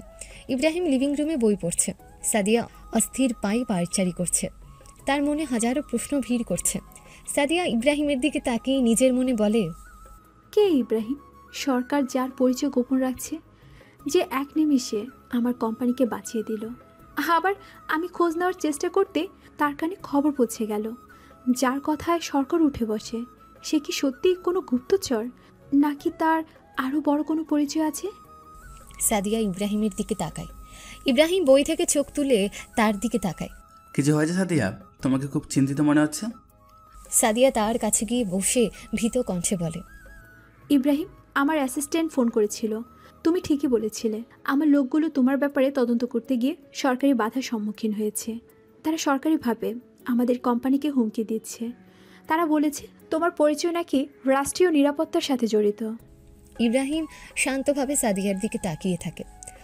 তার মুখে কোনো বিস্ময় বা ভয় নেই, বরং এক ধরনের গভীর স্থিরতা। আমি তো তোমাকে বলেছিলাম সাদিয়া, তুমি যা করছো তা হয়তো তুমি দেখতে প্রস্তুত নও। আমি তোমাকে বলেছিলাম এই তদন্ত বন্ধ করতে। কিন্তু কেন ইব্রাহিম? কে তুমি? তোমার পরিচয় কেন এত রহস্যময়? একজন সাধারণ নেভি ক্যাপ্টেন কেন হবে রাষ্ট্রীয় নিরাপত্তার অংশ? আমার মনে হচ্ছে আমি এমন এক মানুষের সাথে বাস করছি যাকে আমি চিনিই না। আমার ভয় হচ্ছে ইব্রাহিম। ইব্রাহিম সাদিয়ার হাত ধরে নরম গলায় বলে, ভয় পেও না সাদিয়া, আমি তোমাকে কোনো ক্ষতি হতে দেব না। আমি হয়তো এখন সবটা বলতে পারছি না, কিন্তু যখন সময় আসবে তখন তুমি সব জানতে পারবে। শুধু এটা মনে রাখো, আমার এই গোপন পরিচয় তোমার জন্য কোনো বিপদ আনবে না, বরং তোমাকে সুরক্ষিত রাখবে। সাদিয়া ইব্রাহিমের চোখের দিকে তাকায়। তার চোখে ভয়, বিস্ময় এবং এক গভীর কৌতূহল মিশে আছে। সে বুঝতে পারে ইব্রাহিম সাধারণ কেউ নয়। তার এই ভুয়া স্বামী আসলে একজন বিশাল ক্ষমতাধর ব্যক্তি, যার পরিচয় সরকার নিজে গোপন রাখতে চাইছে। তার মনে এক মিশ্র অনুভূতি কাজ করে, কিন্তু ইব্রাহিমের হাত ধরে রাখার দৃঢ়তায় সে কিছুটা আশ্বস্ত হয়। আরও কিছু দিন পর এক সকালে সাদিয়া ও ইব্রাহিমের অ্যাপার্টমেন্টের বাথরুম। শাওয়ারের জল পড়ার শব্দ শোনা যাচ্ছে। সাদিয়া লিভিং রুমে বসে ল্যাপটপে কাজ করছে। তার পরনে ক্যাজুয়াল পোশাক। হঠাৎ বাথরুমের দরজা খুলে যায়। ইব্রাহিমের মাথা বেরিয়ে আসে। তার চুল ভেজা, মুখ থেকে জলের ফোঁটা পড়ছে। সে শুধু তার কোমর পর্যন্ত একটা ছোট টাওয়েলে জড়ানো। ইব্রাহিম বাথরুমের দরজা থেকে মাথা বের করে কিছুটা অপ্রস্তুত ভঙ্গিতে বলে, সাদিয়া, সাদিয়া শুনছো? সাদিয়া ল্যাপটপ থেকে মুখ তুলে তাকায়। ইব্রাহিমকে এই অবস্থায় দেখে সে চমকে ওঠে। তার চোখ বড় বড় হয়ে যায়। সাদিয়া চমকে গিয়ে চোখ ঢাকতে ঢাকতে বলে, আহা ইব্রাহিম, কি করছো তুমি এভাবে? এভাবে? ইব্রাহিম মুচকি হেসে কিছুটা লজ্জা পেয়ে বলে, আরে বাবা, এভাবে রিয়্যাক্ট করার কি আছে? আমি তো তোমার সামনেই। আর আর আমি আসলে টাওয়ালটা নিতে ভুলে গেছি। তুমি কি দয়া করে একটা টাওয়াল দিতে পারবে? বাথরুমে রেখেই আছে। সাদিয়া অস্বস্তিতে এদিক ওদিক তাকায়, তারপর নিজেকে সামলে নেয়। তার গালে হালকা লালের আভা। টাওয়েল? হ্যাঁ দিচ্ছি, কিন্তু তুমি তুমি এভাবে বেরিয়ে এলে কেন? আমাকে ডাকতে পারতে তো। দেখেছি তো, তুমি তো শুনতে পাও না। এখন কি দেবে টাওয়াল, নাকি আমি ওভাবে দাঁড়িয়ে থাকবো? ঠান্ডা লাগছে। সাদিয়ার কথা না বাড়িয়ে দ্রুত উঠে বাথরুমের দিকে যায়। সে টাওয়াল হাতে নেয় এবং ইব্রাহিমের দিকে তাকায়। ইব্রাহিম দরজা ধরে দাঁড়িয়ে আছে, তার ভেজা শরীর থেকে জলের ফোঁটা পড়ছে। সাদিয়ার হৃদস্পন্দন বেড়ে যায়। সাদিয়া টাওয়াল ইব্রাহিমের দিকে বাড়িয়ে দিয়ে চোখ নামিয়ে বলে, এই নাও। সরি, আমি আমি ভাবিনি তুমি এভাবে। ইব্রাহিম টাওয়াল নিতে গিয়ে সাদিয়ার হাত ধরে ফেলে। তার চোখ সাদিয়ার চোখের দিকে স্থির হয়। ইব্রাহিমের চোখে এক ধরনের গভীরতা, যা সাদিয়ার মনকে ছুঁয়ে যায়। সরি বলে গেছো না সাদিয়া, আমরা স্বামী স্ত্রী। যদিও এটা একটা চুক্তির বিয়ে, কিন্তু দিন শেষে তো আমরা একই ছাদে নিচে থাকি। এটা খুব স্বাভাবিক একটা ব্যাপার। ইব্রাহিম সাদিয়ার হাত ধরে তাকে নিজের দিকে টেনে নেয়। সাদিয়া কিছুটা চমকে উঠলেও প্রতিরোধ করে না। তার গালে রক্তের আভা আরও স্পষ্ট হয়। সাদিয়া ফিসফিস করে বলে, ইব্রাহিম, এটা এটা ঠিক না। আমাদের মধ্যে তো। ইব্রাহিম মৃদু হেসে সাদিয়ার চোখের দিকে তাকিয়ে, আমাদের মধ্যে কি সাদিয়া? আমাদের মধ্যে কি কোনো অনুভূতি নেই? তোমার কি মনে হয় না এই চুক্তির বাইরেও আমাদের মধ্যে কিছু একটা করেছে? ইব্রাহিমের কথায় সাদিয়া থমকে যায়। সে ইব্রাহিমের চোখের দিকে তাকায়, যেখানে এক ধরনের গভীর আকর্ষণ এবং আন্তরিকতা খেলা করছে। তার মনে ইব্রাহিমের প্রতি এক ধরনের দুর্বলতা তৈরি হয়। বাথরুমের উষ্ণতা এবং তাদের মাঝের নীরবতা সব কিছুকে আরও গভীর করে তোলে। আমি আমি জানি না ইব্রাহিম, আমাদের এই সম্পর্ক তো শুধু একটা চুক্তি। এখানে এই ধরনের ঘনিষ্ঠতার তো কোনো জায়গা নেই। কেন নেই সাদিয়া? ভালোবাসা কি চুক্তি মেনে চলে? মানুষের অনুভূতি কি শর্ত দিয়ে বাঁধা যায়? আমি যখন তোমার জন্য রান্না করি, যখন তোমার পাশে বসে তোমার কথাগুলো শুনি, যখন তোমার চোখে উদ্বেগ দেখি, তখন আমার কি মনে হয় না যে তুমি আমার কাছে শুধু একজন চুক্তির অংশীদার? ইব্রাহিমের কথাগুলো সাদিয়ার হৃদয়ে গিয়ে বাজে। সে নিজেও আজকাল ইব্রাহিমের প্রতি এক ভিন্ন টান অনুভব করছে। কিন্তু আমরা তো এটা নিয়ে কথা বলিনি। আমরা তো শুধু পারিবারিক চাপ আর প্রতিশোধের জন্যই এটা করেছি। জীবন তো সবসময় পরিকল্পনা মতো চলে না সাদিয়া। কিছু জিনিস অপ্রত্যাশিতভাবে ঘটে, আর কিছু অনুভূতি হৃদয়ের গভীরে জন্ম নেয়। তোমার কি মনে হয় না আমাদের এই বোয়া সম্পর্কটা ধীরে ধীরে সত্যিকারের কিছুতে পরিণত হচ্ছে? ইব্রাহিম সাদিয়ার হাত থেকে টাওয়ালটা নিয়ে আলতো করে নিজের গায়ে ছড়িয়ে নেয়, কিন্তু সাদিয়ার হাত ছাড়ে না। সে সাদিয়ার মুখের খুব কাছে আসে। সাদিয়া ইব্রাহিমের শ্বাস প্রশ্বাস অনুভব করে। তার হৃদস্পন্দন আরও দ্রুত হয়। সে চোখ নামিয়ে নেয়। আমি আমি জানি না ইব্রাহিম, আমার ভয় লাগছে। আমার মনে হচ্ছে আমি এক গভীর সমুদ্রে ভাসছি, আর তুমি একমাত্র কিনারা। যদি আমি সেই কিনারা হই, তাহলে আমাকে বিশ্বাস করো সাদিয়া, আমি তোমাকে কোনো বিপদে পড়তে দেব না। আমি হয়তো তোমার থেকে অনেক কিছু গোপন করেছি, কিন্তু আমার অনুভূতিগুলো মিথ্যা নয়। ইব্রাহিম সাদিয়ার গাল আলতো করে ছুঁয়ে দেয়। সাদিয়ার সারা শরীরে একটা শিহরণ খেলে যায়। সে চোখ তুলে ইব্রাহিমের দিকে তাকায়। তার চোখে এক ধরনের দ্বিধা এবং আকর্ষণ স্পষ্ট। তুমি তুমি তুমি খুবই রহস্যময় ইব্রাহিম। তোমার এই রহস্যই আমাকে তোমার দিকে আরও বেশি টানে। কিন্তু আমি ভয় পাই, যদি এই রহস্যের আড়ালে এমন কিছু থাকে সামলাতে না পারি। আমি তোমাকে সামলাতে দেব না সাদিয়া, আমি তোমাকে ধরে রাখবো সারা জীবন। ইব্রাহিম সাদিয়ার আরও কাছে আসে। তাদের দুজনের নিঃশ্বাস মিশে যায়। সাদিয়া চোখ বন্ধ করে। তাদের ঠোঁট কাছাকাছি আসে, কিন্তু ঠিক তখনই বাথরুমের দরজা দিয়ে মৃদু বাতাস আসে, যা তাদের এই মুহূর্তকে খানিকটা ভেঙে দেয়। তারা একে অপরের থেকে কিছুটা সরে আসে। ইব্রাহিম আর সাদিয়া দুজনেই কিছুটা অপ্রস্তুত হয়ে পড়ে। ইব্রাহিম মুচকি হাসে। মনে হচ্ছে আমাদের ভাগ্যে আজ আরও কিছু সময় গল্প করা লেখা আছে। আমি গোসলটা শেষ করে আসি, তুমি বাইরে অপেক্ষা করো। ইব্রাহিম বাথরুমের ভেতরে চলে যায়, কিন্তু তার চোখে সাদিয়ার প্রতি এক ধরনের বিজয়ের হাসি। সাদিয়া কিছুক্ষণ সেখানেই দাঁড়িয়ে থাকে, তারপর নিজের গালে হাত দেয়। তার গাল তখনও লাল হয়ে আছে। সে নিজের হৃদস্পন্দন অনুভব করে। এটা কি হচ্ছে? আমি কি করছি? এটা তো শুধু একটা চুক্তি, কিন্তু আমার মন কেন এভাবে সাড়া দিচ্ছে? ইব্রাহিম, ও তো শুধু একজন নেভি ক্যাপ্টেন। ওর চোখের গভীরতা, ওর কথার জাদু, সব কিছুই আমাকে ওর দিকে টানছে। সাদিয়া বাইরে এসে সোফায় বসে পড়ে। তার মন ইব্রাহিমকে নিয়ে নানা চিন্তায় ভরপুর। সে বুঝতে পারে তার এই চুক্তির বিয়ে এখন আর কেবল কাগজে কলমের সম্পর্ক নয়, বরং এর মধ্যে এক নতুন অনুভূতি প্রবেশ করেছে। ইব্রাহিম, তুমি কি আমার জীবনে শুধু এক চুক্তি হয়ে থাকবে, নাকি তুমি আমার সত্যিকারের ভালোবাসা? বাথরুম থেকে শাওয়ারের জল পড়ার শব্দ ক্ষীণ হয়ে আসে। সাদিয়ার মন ইব্রাহিমের প্রতিটি কথা ঘুরপাক খায়। ভালোবাসা কি চুক্তি মেনে চলে? আমাদের মধ্যে কি কোনো অনুভূতি নেই? সে বুঝতে পারে ইব্রাহিমকে ঘিরে তার রহস্যের বেড়াজাল আরও গভীরে প্রবেশ করেছে। কিছুক্ষণ পর ইব্রাহিম বাথরুম থেকে বেরিয়ে আসে। তার পরনে ক্যাজুয়াল পোশাক, তার চুল শুকিয়ে গেছে, মুখে এক ধরনের প্রশান্তি। সে সাদিয়ার দিকে তাকিয়ে হাসে। সাদিয়া তার দিকে তাকিয়ে কিছুটা প্রস্তুতভাবেই হেসে ফেলে।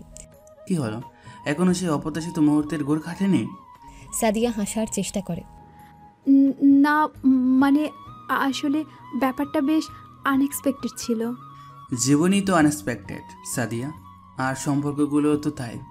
আমরা দুজনেই এই মুহূর্তে একটা অদ্ভুত সম্পর্কের মধ্যে আছি, কিন্তু তুমি কি অস্বীকার করতে পারবে এই ভুয়া সম্পর্কটা আমাদের কাছাকাছি এনেছে? সাদিয়া একটু ইতস্তত করে, তারপর সত্যিটা স্বীকার করে নেয়।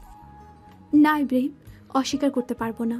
তোমার সাথে সময় কাটাতে আমার ভালো লাগে।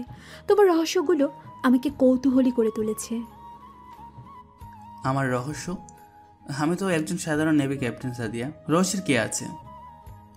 আহা, আবার সেই সাধারণ নেভি ক্যাপ্টেনের মুখোশ, যার কথায় সরকারও উঠে বসে, যে কিনা কোটি টাকা লোকসান মুহূর্তে লাভজনক করে দেয়, আর যার পরিচয় সরকার নিজে গোপন রাখে। এটা কি সাধারণ? হ্যাঁ, এটা খুব সাধারণ। হয়তো সরকার একজন নেভি ক্যাপ্টেনের বিষয়ে কাউকে কোনো ডাটা দিতে চায় না। তুমি কি আমাকে বিশ্বাস করো না? আমি বিশ্বাস করতে পারছি না ইব্রাহিম, কিন্তু আমার কৌতূহল আমাকে অস্থির করে তুলেছে। আমার মনে হচ্ছে আমি ধীরে ধীরে তোমার প্রতি দুর্বল হয়ে পড়ছি। এই চুক্তির আড়ালে আমি তোমার সাথে সত্যিকারের ভালোবাসা সম্পর্ক তৈরি করতে চাইছি। ইব্রাহিম সাদিয়ার হাত ধরে। তার চোখে এক ধরনের আনন্দ। সে সাদিয়ার দিকে তাকিয়ে হাসে। তার মুখে এক ধরনের প্রশান্তি। তাদের এই সম্পর্ক এখন আর কেবল চুক্তির উপর নির্ভরশীল নয়, বরং এটা একটা নতুন মোড় নিয়েছে, যেখানে ভালোবাসার বীজ রোপণ হয়েছে। এভাবেই চলতে থাকে তাদের দিনগুলো, আর ধীরে ধীরে তারা একজন আরেকজনের আরও কাছাকাছি আসতে শুরু করে। আরেক সকালে সাদিয়া আর ইব্রাহিমের অ্যাপার্টমেন্টের বারান্দা, বাইরে হালকা বাতাস বইছে। সকালের নরম আলোই চারদিক ঝলমল করছে। সাদিয়া আর ইব্রাহিম মুখোমুখি বসে আছে, তাদের হাতে কফির মগ। তাদের মধ্যে আর সেই চুক্তির দূরত্ব নেই, বরং এক গভীর বোঝাপড়া ও ভালোবাসা দেখা যাচ্ছে। তাদের চোখে একে অপরের প্রতি সম্মান আর নির্ভরতা স্পষ্ট। তাদের খুনসুটি এখন কমে এসেছে, জায়গা করে নিয়েছে আন্তরিক কথোপকথন। সাদিয়া ইব্রাহিমের দিকে তাকিয়ে শান্ত কণ্ঠে বলে, জানি না ইব্রাহিম, আমাদের এই সম্পর্ক ঠিক কখন থেকে এমন বদলে গেল। যেদিন তোমার সাথে প্রথম দেখা হলো, সেই দিন তো ভাবতেও পারিনি যে একজন নেভি ক্যাপ্টেন আমার জীবনে এতটা জুড়ে থাকবে। ইব্রাহিম সাদিয়ার হাত ধরে আলতো করে, আমিও ভাবিনি সাদিয়া। আমি শুধু প্রতিশোধ আর একা থাকার একটা জায়গা খুঁজছিলাম, কিন্তু তোমার সাথে চুক্তি করার পর মনে হলো হয়তো আমি জীবনের অন্য একটা দিক খুঁজে পেয়েছি। আমারও তাই মনে হয়। প্রথম দিকে এটা শুধু একটা চুক্তি ছিল, কিন্তু যখন তুমি আমার কোম্পানিকে বাঁচালে, যখন তোমার আসল পরিচয় নিয়ে রহস্য দানা বাঁধতে লাগলো, আর যখন আমরা একসাথে হাসতে শিখলাম, তখন বুঝলাম এটা শুধু চুক্তি নেই, এটা আমাদের সত্যিকারের সম্পর্ক হয়ে উঠেছে। সত্যি? তুমিও কি আমার মতো অনুভব করছো? আমার মনে হয় আমি তোমার প্রতি একটা গভীর টান অনুভব করছি সাদিয়া, যেটা কেবল ভালোবাসা নয়, তার চেয়েও বেশি কিছু। এক ধরনের নির্ভরতা, এক ধরনের আত্মিক সংযোগ। সাদিয়া ইব্রাহিমের চোখে চোখ রেখে বলে, হ্যাঁ ইব্রাহিম, আমি এখন ঠিক এটাই অনুভব করছি। সেই বাথরুমের ঘটনার পর থেকে তোমার পাশে থাকলে আমি নিজেকে সুরক্ষিত মনে করি, আর তোমার রহস্যগুলো এখন আমাকে আর ভয় দেখায় না, বরং আরও কৌতূহলী করে তোলে। আমি তোমাকে বিশ্বাস করি ইব্রাহিম, আমার মনে হয় আমি তোমাকে ভালোবেসে ফেলেছি। ইব্রাহিমের মুখে এক ধরনের স্নিগ্ধ হাসি ফোটে। সে সাদিয়ার হাত আরও শক্ত করে ধরে। তাদের মধ্যে এক নীরব প্রতিশ্রুতি আদান প্রদান হয়। আমিও তোমাকে ভালোবাসি সাদিয়া। আমার জীবনে যা কিছু ভালো, যা কিছু সুন্দর, তার সবটাই তোমার আগমনের পর আরও অর্থপূর্ণ হয়ে উঠেছে। এই মুহূর্তে আমার কাছে অহনার প্রতিশোধ নেওয়ার চেয়েও তোমার ভালোবাসা অনেক বেশি মূল্যবান। তোমার মুখে এমন কথা শুনে আমার খুব ভালো লাগছে ইব্রাহিম, কিন্তু প্রতিশোধটাও তো দরকার, তাই না? না হলে তোমার উপর করা অন্যায়টা পুরোপুরি মুছবে না। ইব্রাহিম হেসে মাথা নাড়ে। তাদের সম্পর্কের এই নতুন মাত্রা তাদের দুজনকেই আরও কাছে নিয়ে আসে। কিছুক্ষণ পর সাদিয়া তার অফিসে চলে যায়। সাদিয়া তার অফিসে বসে আছে, তার ফোন বেজে ওঠে। তার অ্যাসিস্ট্যান্ট রিয়া ফোন করেছে। রিয়ার কণ্ঠে উত্তেজনা স্পষ্ট। Madam, good news. অহনা কোম্পানির সাথে আমাদের ডিলের মিটিংয়ের তারিখ চূড়ান্ত হয়েছে। আগামী মাসের 15 তারিখ নিউ ইয়র্কের গ্র্যান্ড মেট্রোপলিটন হোটেলে। গ্রেট, তাহলে তো সময় ঘনিয়ে এলো। অহনা কি বলেছে? সে কি খুব আত্মবিশ্বাসী? জি ম্যাডাম, তারা এতটাই আত্মবিশ্বাসী যে তারা নাকি এই ডিলটার মাধ্যমেই তাদের কোম্পানিকে বিশ্বের সেরা কোম্পানিগুলোর কাঁধারে নিয়ে আসতে চায়। অহনা ব্যক্তিগতভাবে সব কিছু তত্ত্বাবধান করছে। সে নাকি মারিয়া কর্পোরেশনের সিইওর সাথে দেখা করার জন্য খুব এক্সাইটেড। ঠিক আছে রিয়া, মিটিংয়ের সব প্রস্তুতি নিখুঁতভাবে শেষ করো, কোনো ত্রুটি যেন না থাকে। এটা আমাদের জন্য খুবই গুরুত্বপূর্ণ একটা ডিল। সাদিয়া ফোন রেখে দেয়। তারপর ইব্রাহিমকে ফোন করে। ইব্রাহিম, সুখবর আছে। অহনার সাথে ডিলের মিটিংয়ের তারিখ চূড়ান্ত হয়েছে আগামী মাসের 15 তারিখ। এটা নিউ ইয়র্কের গ্র্যান্ড মেট্রোপলিটন হোটেলে হবে। ইব্রাহিম ফোনের ওপাশ থেকে শান্ত কণ্ঠে বলে, ও, তাহলে সময় গণিয়ে এলো। প্রস্তুত তো তুমি? আমি প্রস্তুত, কিন্তু তুমিও প্রস্তুত তো? এটা শুধু আমাদের কোম্পানির জন্য একটা ডিল নয় ইব্রাহিম, এটা তোমার প্রতিশোধের পরিকল্পনা কার্যকর একটা দিন। আমি চাই তুমি যেন উপস্থিত থাকো। তোমার উপস্থিতি অহনাকে সবচেয়ে বড় আঘাত দেবে। আমাকে উপস্থিত থাকতে হবে। তুমি কি নিশ্চিত সাদিয়া? সেখানে অনেক বড় বড় ব্যবসায়ী থাকবে, মিডিয়া থাকবে, কারণ আমার উপস্থিত হয়তো অনেক প্রশ্নের জন্ম দেবে। আমাদের আসল উদ্দেশ্য হলো প্রতিশোধ নেওয়া। আর অহনার মতো একটা অহংকারী বিজনেসম্যানের সাথে আমি ডিল ক্যান্সেল করে দেব। তার আসল রূপ মারিয়া কর্পোরেশন সিওর সামনে চলে আসবে। এটাতে সে অপমানিত হবে। আর মারিয়া কর্পোরেশনের ইনভেস্টমেন্ট ডিল সম্পূর্ণ করে আমরা চলে আসব। আর সেই ইনভেস্টমেন্টের ডিলের কাজ কত দূর? চিন্তা করো না সাদিয়া, মারিয়া কর্পোরেশনের সাথে তোমার ডিল কনফার্ম হবে। ওকে, তুমি রেডি তো? ইব্রাহিম কিছুক্ষণ নীরব থাকে। তারপর তার কণ্ঠে এক ধরনের দৃঢ়তা ফুটে ওঠে। আমি রেডি সাদিয়া। অহনা যেদিন আমাকে অপমান করেছিল সেদিন আমি প্রতিজ্ঞা করেছিলাম তাকে এর ফল ভোগ করতে হবে। এই দিনটার জন্যই তো এত অপেক্ষা। আমি জানি এটা তোমার জন্য কতটা গুরুত্বপূর্ণ। আমি তোমার পাশে আছি ইব্রাহিম, সব সময়। তারা ফোন রেখে দেয়। সাদিয়ার মুখে এক ধরনের তৃপ্তি, আর ইব্রাহিমের মনে প্রতিশোধের আগুন আবার নতুন করে জ্বলে ওঠে। ইব্রাহিম তার ব্যক্তিগত লাইব্রেরিতে বসে আছে। সে বিভিন্ন আর্থিক রিপোর্ট, আন্তর্জাতিক বাজারের ডেটা এবং মারিয়া কর্পোরেশনের বিগত দিনের সাফল্যগুলো পর্যালোচনা করছে। তার মুখে এক ধরনের দৃঢ় সংকল্পের ছাপ। তার চোখ শান্ত কিন্তু তীক্ষ্ণ। ইব্রাহিম নিজের মনে মনে বলে, অহনা, তুমি ভেবেছিলে আমি কিছুই করতে পারিনি। তুমি আমাকে একজন ব্যর্থ মানুষ ভেবেছিলে, কিন্তু তুমি জানো না তোমার প্রতিটি সাফল্যের পেছনে আমারই হাত ছিল। আজ সেই হাতই তোমার পতন ঘটাবে। ইব্রাহিম তার ল্যাপটপ খুলে মারিয়া কর্পোরেশনের বর্তমান শেয়ার মূল্য এবং সাদিয়ার কোম্পানির সাথে সম্ভাব্য ডিলের প্রভাব বিশ্লেষণ করতে থাকে। তার মুখে এক গভীর চিন্তার ছাপ। এরপর সে তার একজন বিশ্বস্ত সহযোগীকে ফোন করে। ইব্রাহিম ফোনে গম্ভীর কণ্ঠে বলে দেয়, রাজেশ, নিউ ইয়র্কের মিটিংয়ের জন্য সব প্রস্তুত তো? সাদিয়া জান্নাতের কোম্পানির সাথে আমাদের যে ডিলের কথা ছিল সেটা কি চূড়ান্ত করা হয়েছে? জি স্যার, সব প্রস্তুত। ডিলের কাগজপত্র চূড়ান্ত করা হয়েছে। তবে স্যার, আপনি কি সত্যিই ওই ডিলটা করবেন? ওই কোম্পানি তো এখন বেশ দুর্বল অবস্থায় আছে। সমস্যা নেই রাজেশ, তার কোম্পানির অবস্থা খারাপ দেখে এই ডিলটা করব।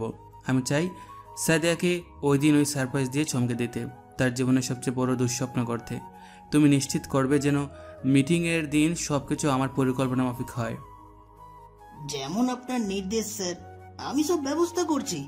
আপনার উপস্থিতি কি নিশ্চিত স্যার? আমার উপস্থিতি শতভাগ নিশ্চিত। আমি চাই অহনা নিজের চোখে দেখুক যাকে সে উপেক্ষা করেছিল সেই ব্যক্তি তার সব কিছু চিনে নিয়ে যখন সাদিয়াকে দেবে তখন সে বুঝবে এটা শুধু একটা ব্যবসায়িক ডিল নয় রাজেশ, এটা আমার জীবনের একটা হিসেব চুকিয়ে দেওয়ার দিন। ইব্রাহিম ফোন রেখে দেয়। সে তার চেয়ারে হেলান দিয়ে চোখ বন্ধ করে। তার মনে অহনার প্রতিটি অপমান, তার প্রতিটি তাচ্ছিল্যের কথা ভেসে ওঠে। তার চোখে এক কঠিন প্রতিজ্ঞা ফুটে ওঠে। সে এই দিনটার জন্য 1 মাস অপেক্ষা করেছে। তার প্রতিশোধের স্পৃহা এখন আরও তীব্র।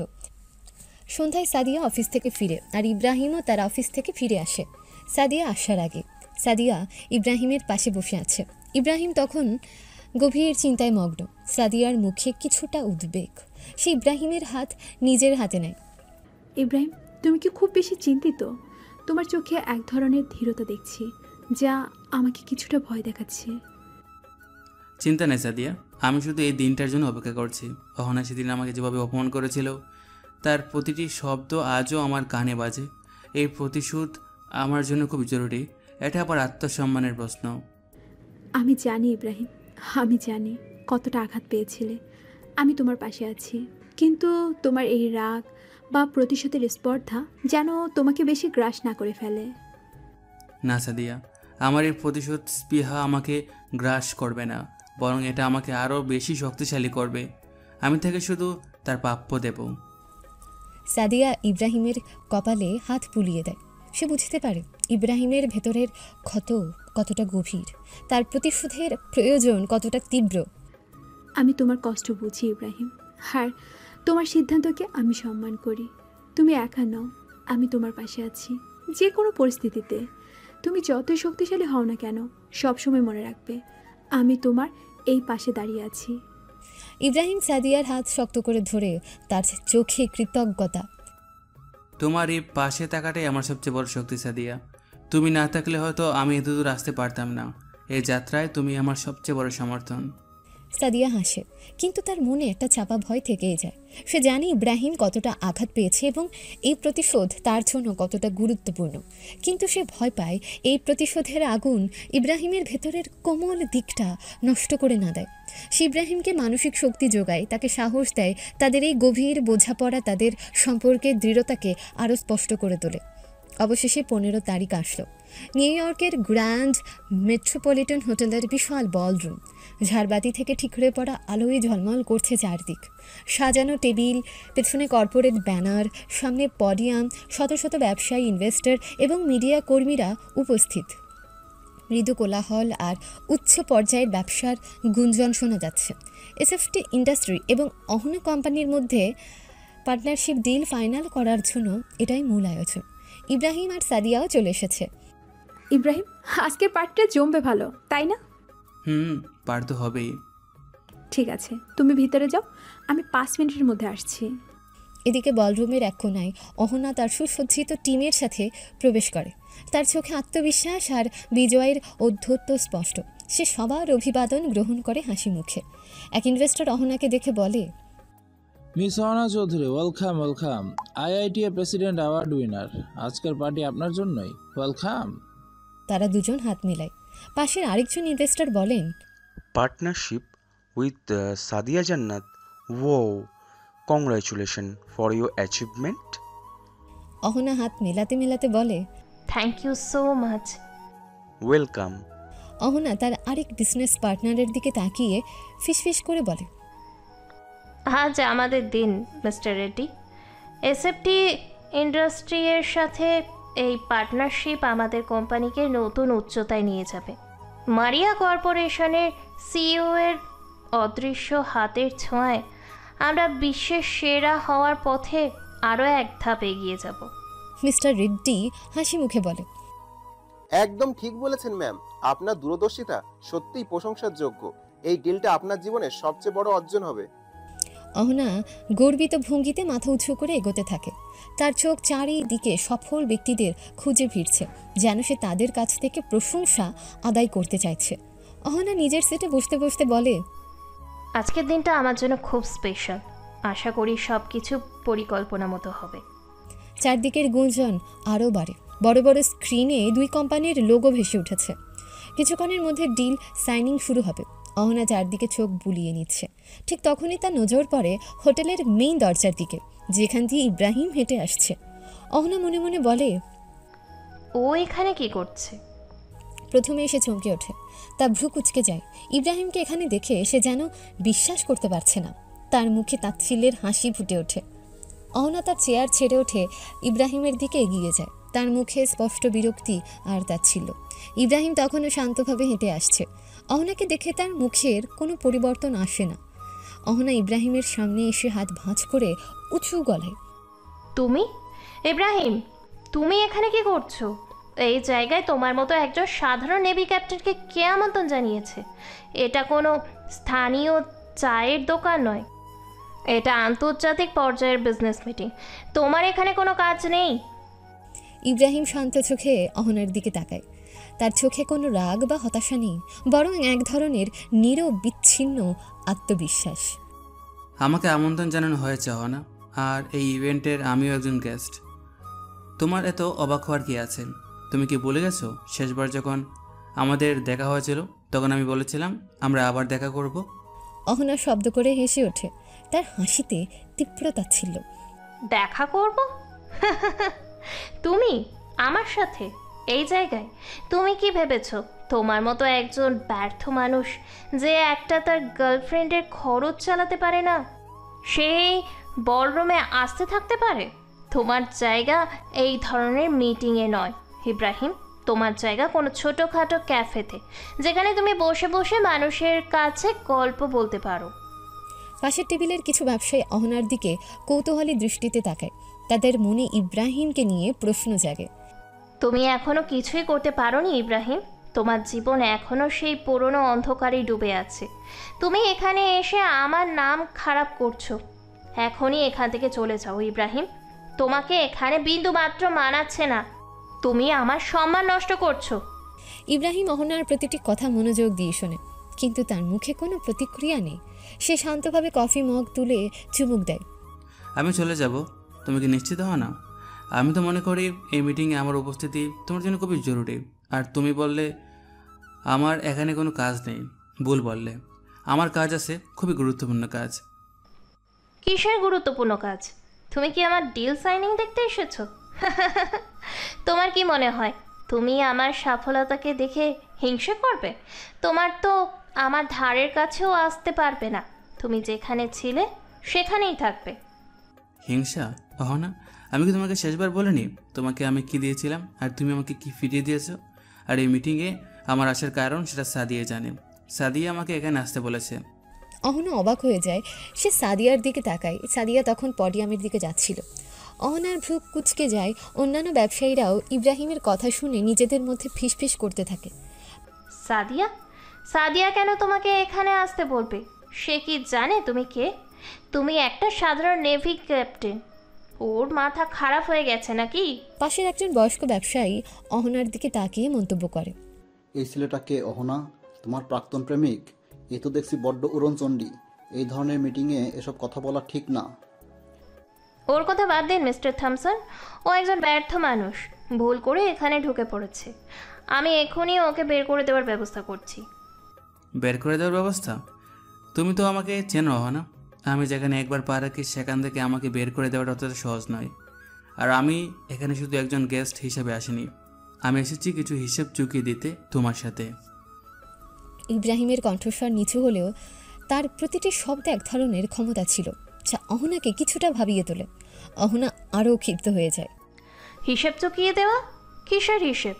তুমি আমার কি ক্ষতি করতে পারবে? তোমার কাছে কি আছে? ক্ষমতা? টাকা? কিছুই না। তুমি শুধু একটা ফালতু লোক। তোমার এই দুঃসাহস থেকে আমি অবাক হয়ে যাচ্ছি। তুমি ভাবছো আমি ভয় পাবো? কখনোই না। আমি তোমাকে চিনি ইব্রাহিম, তুমি একটা রাস্তার ফকির। অহনার কথা শুনে ইব্রাহিমের মুখে এক ধরনের ঠান্ডা হাসি ফুটে ওঠে। এই হাসি অহনার জন্য অপেক্ষা করা আসন্ন বিপর্যয়ের ইঙ্গিত। অহনা তার হাতের ফাইল থেকে ডিল সাইনিংয়ের কাগজপত্র বের করে। সে ইব্রাহিমের মুখের উপর সেগুলো আক্ষরিক অর্থে ছুড়ে দিতে যাচ্ছিল। এই নাও আমার সফলতার নিদর্শন। তোমার মতো ব্যর্থ লোক এসবের যোগ্য নয়। ইব্রাহিম মুহূর্তের মধ্যে অহনার হাত থেকে সেই কাগজগুলো ছিনিয়ে নেয়। অহনা চমকে ওঠে। ইব্রাহিমের চোখ দুটো রাগে লাল হয়ে ওঠে, কিন্তু তার কণ্ঠস্বর দৃঢ় এবং শান্ত। পুরো বলরুমের দৃষ্টি এখন তাদের দিকে। ইব্রাহিম কঠোর কণ্ঠে ধীরে ধীরে প্রতিটি শব্দ উচ্চারণ করে। এই কাগজগুলো তোমার সফলতার নিদর্শন নয় অহনা, এগুলো সেই সম্পর্কের প্রতীক যা আমি তোমাকে দেওয়ার চেষ্টা করেছিলাম। আর আজ থেকে তোমার সব কিছু হিসেব চুকিয়ে দিচ্ছি। ইব্রাহিম একটা একটা করে সে কাগজগুলো টুকরো টুকরো করে ছিঁড়ে ফেলে। তার ছিঁড়ে ফেলার ভঙ্গিটা এতটাই দৃঢ় ছিল যে বলরুমের সবার চোখ স্থির হয়েছে। ইব্রাহিম, তুমি কি করছো? এটা আমার ডিলের কাগজপত্র, তুমি এটা ছিঁড়ে ফেললে? তুমি কি পাগল হয়ে গেছো?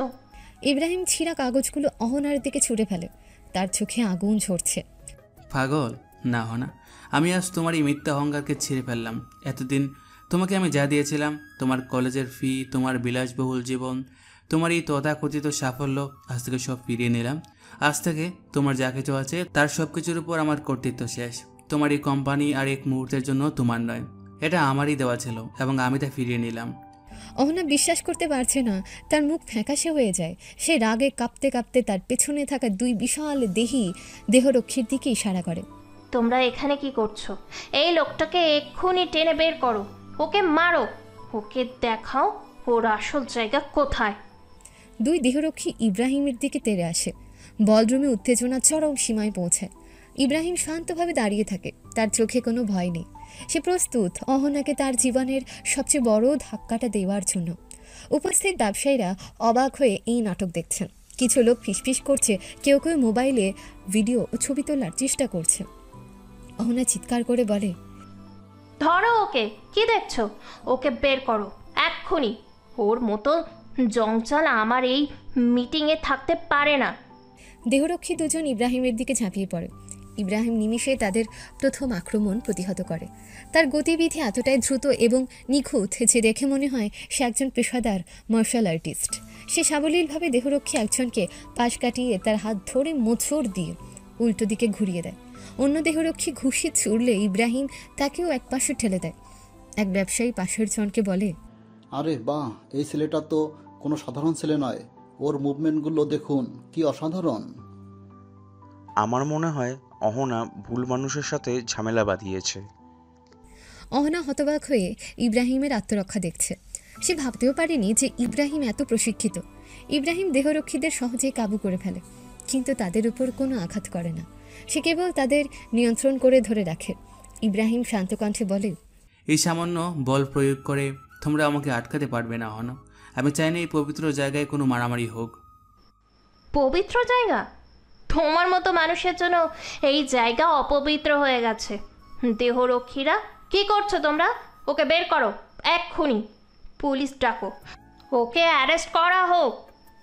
হোটেলের নিরাপত্তা কর্মীরা ইব্রাহিমের দিকে এগিয়ে আসে। তাদের উদ্দেশ্য ইব্রাহিমকে বলরুম থেকে বের করে দেওয়া।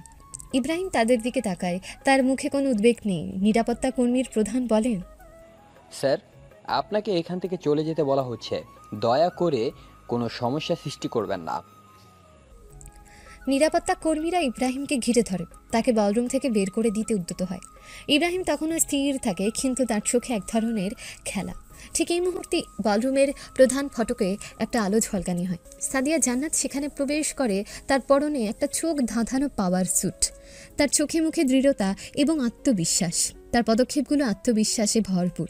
সে সরাসরি ইব্রাহিমের দিকে এগিয়ে আসে। পুরো বলরুম যেন তার কণ্ঠস্বর শুনতে পায়। সাদিয়া দৃঢ় কণ্ঠে বলে, দাঁড়াও, তোমরা কাকে বের করে দিতে চাইছো? সাদিয়ার কণ্ঠস্বরে সবাই চমকে ওঠে। নিরাপত্তা কর্মীরা থমকে যায়। অহনা সাদিয়ার দিকে তাকায়, তার চোখে প্রশ্ন। সাদিয়া দ্রুত ইব্রাহিমের পাশে গিয়ে দাঁড়ায়, তার হাত ইব্রাহিমের কাঁধে রাখে। তোমরা কাকে বের করে দিতে চাইছো? জানো, তোমরা আমার স্বামীকে বের করে দিতে চাইছিলে। সাদিয়ার এই কথা শুনে পুরো বলরুমে পিনপতন নীরবতা নেমে আসে। সবাই, বিশেষ করে অহনা, হতবাক হয়ে যায়। অনেকের মুখ হা হয়ে যায়। অহনার চোখ বড় বড় হয়ে যায়। সে বিশ্বাস করতে পারছে না যে সাদিয়া, এসএফটি ইন্ডাস্ট্রির চেয়ারওম্যান, ইব্রাহিমকে নিজের স্বামী বলে ঘোষণা করছে। অহনা ফিসফিস করে প্রায় কেঁপে ওঠে। সাদিয়া, তুমি তুমি কি বলছো? তোমার হাজব্যান্ড এই নেভি ক্যাপ্টেন? সাদিয়া দৃঢ় চোখে অহনার দিকে তাকিয়ে বলে, হ্যাঁ অহনা, আমার হাজব্যান্ড। তুমি যাকে এতদিন একজন সাধারণ নেভি ক্যাপ্টেন বলে তুচ্ছ তাচ্ছিল্য করে এসেছো, যাকে অপমান করেছো, সেই আমার হাজব্যান্ড ইব্রাহিম খান। উপস্থিত ব্যবসায়ীরা নিজেদের মধ্যে ফিসফিস করতে শুরু করে। এই অপ্রত্যাশিত মোড় তাদের বিস্মিত করে। অহনা তখনও স্তম্ভিত হয়ে দাঁড়িয়ে আছে। সাদিয়ার কথা তার কাছে অবিশ্বাস্য লাগছে। তার মাথা ঘুরতে শুরু করে। ইব্রাহিম শান্তভাবে সাদিয়ার দিকে তাকিয়ে মৃদু হাসে, তার চোখে গভীর ভালোবাসা ও কৃতজ্ঞতা। সাদিয়া বলে, আমি জানি আমার এই কথা শুনে আপনারা সবাই অবাক হচ্ছেন, কিন্তু এইটাই সত্যি। ইব্রাহিম খান আমার স্বামী।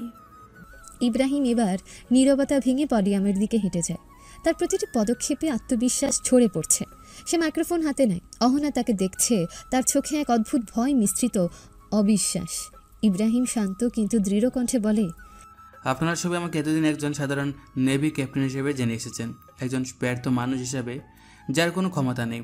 আর অহনা চৌধুরী, সে তো আমাকে বারবার স্মরণ করিয়ে দিয়েছে আমার তথাকথিত ব্যর্থতার কথা।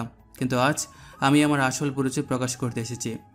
ইব্রাহিম এক মুহূর্ত থামে। সে অহনার দিকে তাকায়, এক ধরনের ঠান্ডা হাসি ফুটে ওঠে। আমি সেই ব্যক্তি যাকে অহনা চৌধুরী আজ থেকে প্রায় 6 বছর আগে তার ব্যক্তিত্ব সহকারী হিসাবে কাজ করার অনুরোধ করেছিল। আমি সেই ব্যক্তি যে নিজের রক্ত ঘাম দিয়ে অর্থ উপার্জন করে অহনার কলেজের ফি দিয়েছিলাম, তার প্রতিটি স্বপ্ন পূরণের জন্য নিজের জীবন বিসর্জন দিয়েছিলাম। অহনা কাঁপতে শুরু করে, তার মুখ ফ্যাকাশে হয়ে যায়। সে ইব্রাহিমের দিকে ভীত চোখে তাকিয়ে আছে। আর আজ আমি আপনাদের সামনে ঘোষণা করছি, আমি হলাম মারিয়া কর্পোরেশনের সিইও, বিশ্বের সবচেয়ে বড় এবং প্রভাবশালী কর্পোরেশনের প্রধান, যার কথায় সরকারও উঠে বসে।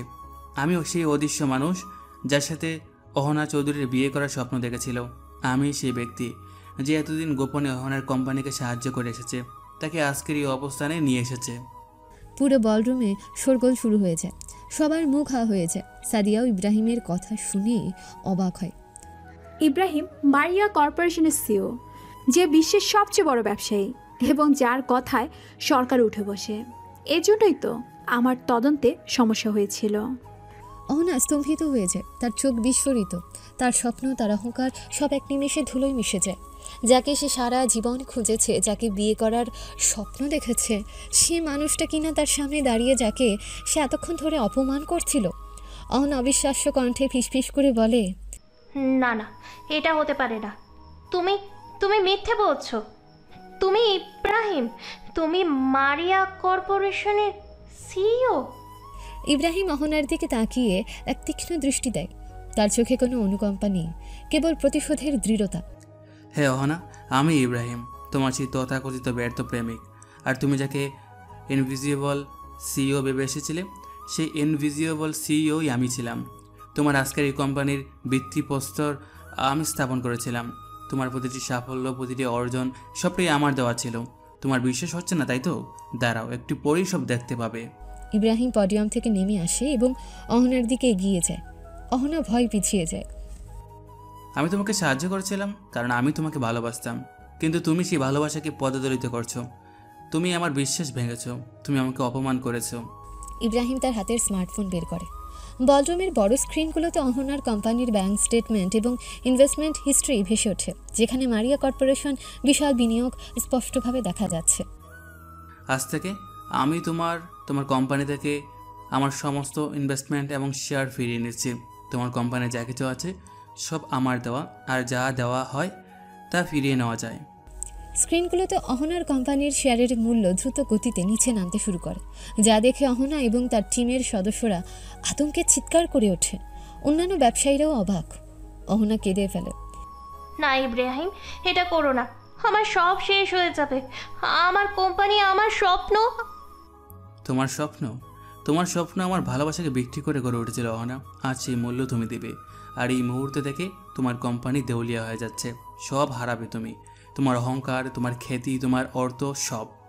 ইব্রাহিম সাদিয়ার দিকে ঘুরে দাঁড়ায়, তার মুখে এক ধরনের প্রশান্তি। আর সাদিয়া, তোমার কোম্পানির সাথে আমার ইনভেস্টমেন্টের যে ওয়াদা আমি করেছিলাম, মানে আমি বলেছিলাম যে মারিয়া কর্পোরেশনের থেকে ইনভেস্ট নিয়ে দেব, সেটা পূরণ করছি। মারিয়া কর্পোরেশন এখন থেকে এসএফটি ইন্ডাস্ট্রিতে বিশাল অঙ্কের বিনিয়োগ করবে। ইব্রাহিম তার স্মার্টফোনে একটা বাটন চাপতে স্ক্রিনগুলো পরিবর্তিত হয়। অহনার কোম্পানির পতনের গ্রাফের পাশে এসএফটি ইন্ডাস্ট্রির শেয়ারের মূল্য রকেটের মতন উপরে উঠতে শুরু করে। সাদিয়া ইব্রাহিমের দিকে তাকায়, তার চোখে বিস্ময়। তার কোম্পানি এখন আরও শক্তিশালী হচ্ছে। অহনা আর্তনাদ করে মাটিতে বসে পড়ে। তার চোখের সামনে তার সাজানো স্বপ্নের প্রাসাদ ভেঙে চুরমার হয়ে যায়। সে সব কিছু হারায় এবং তার অহংকার চূর্ণ বিচূর্ণ হয়ে যায়।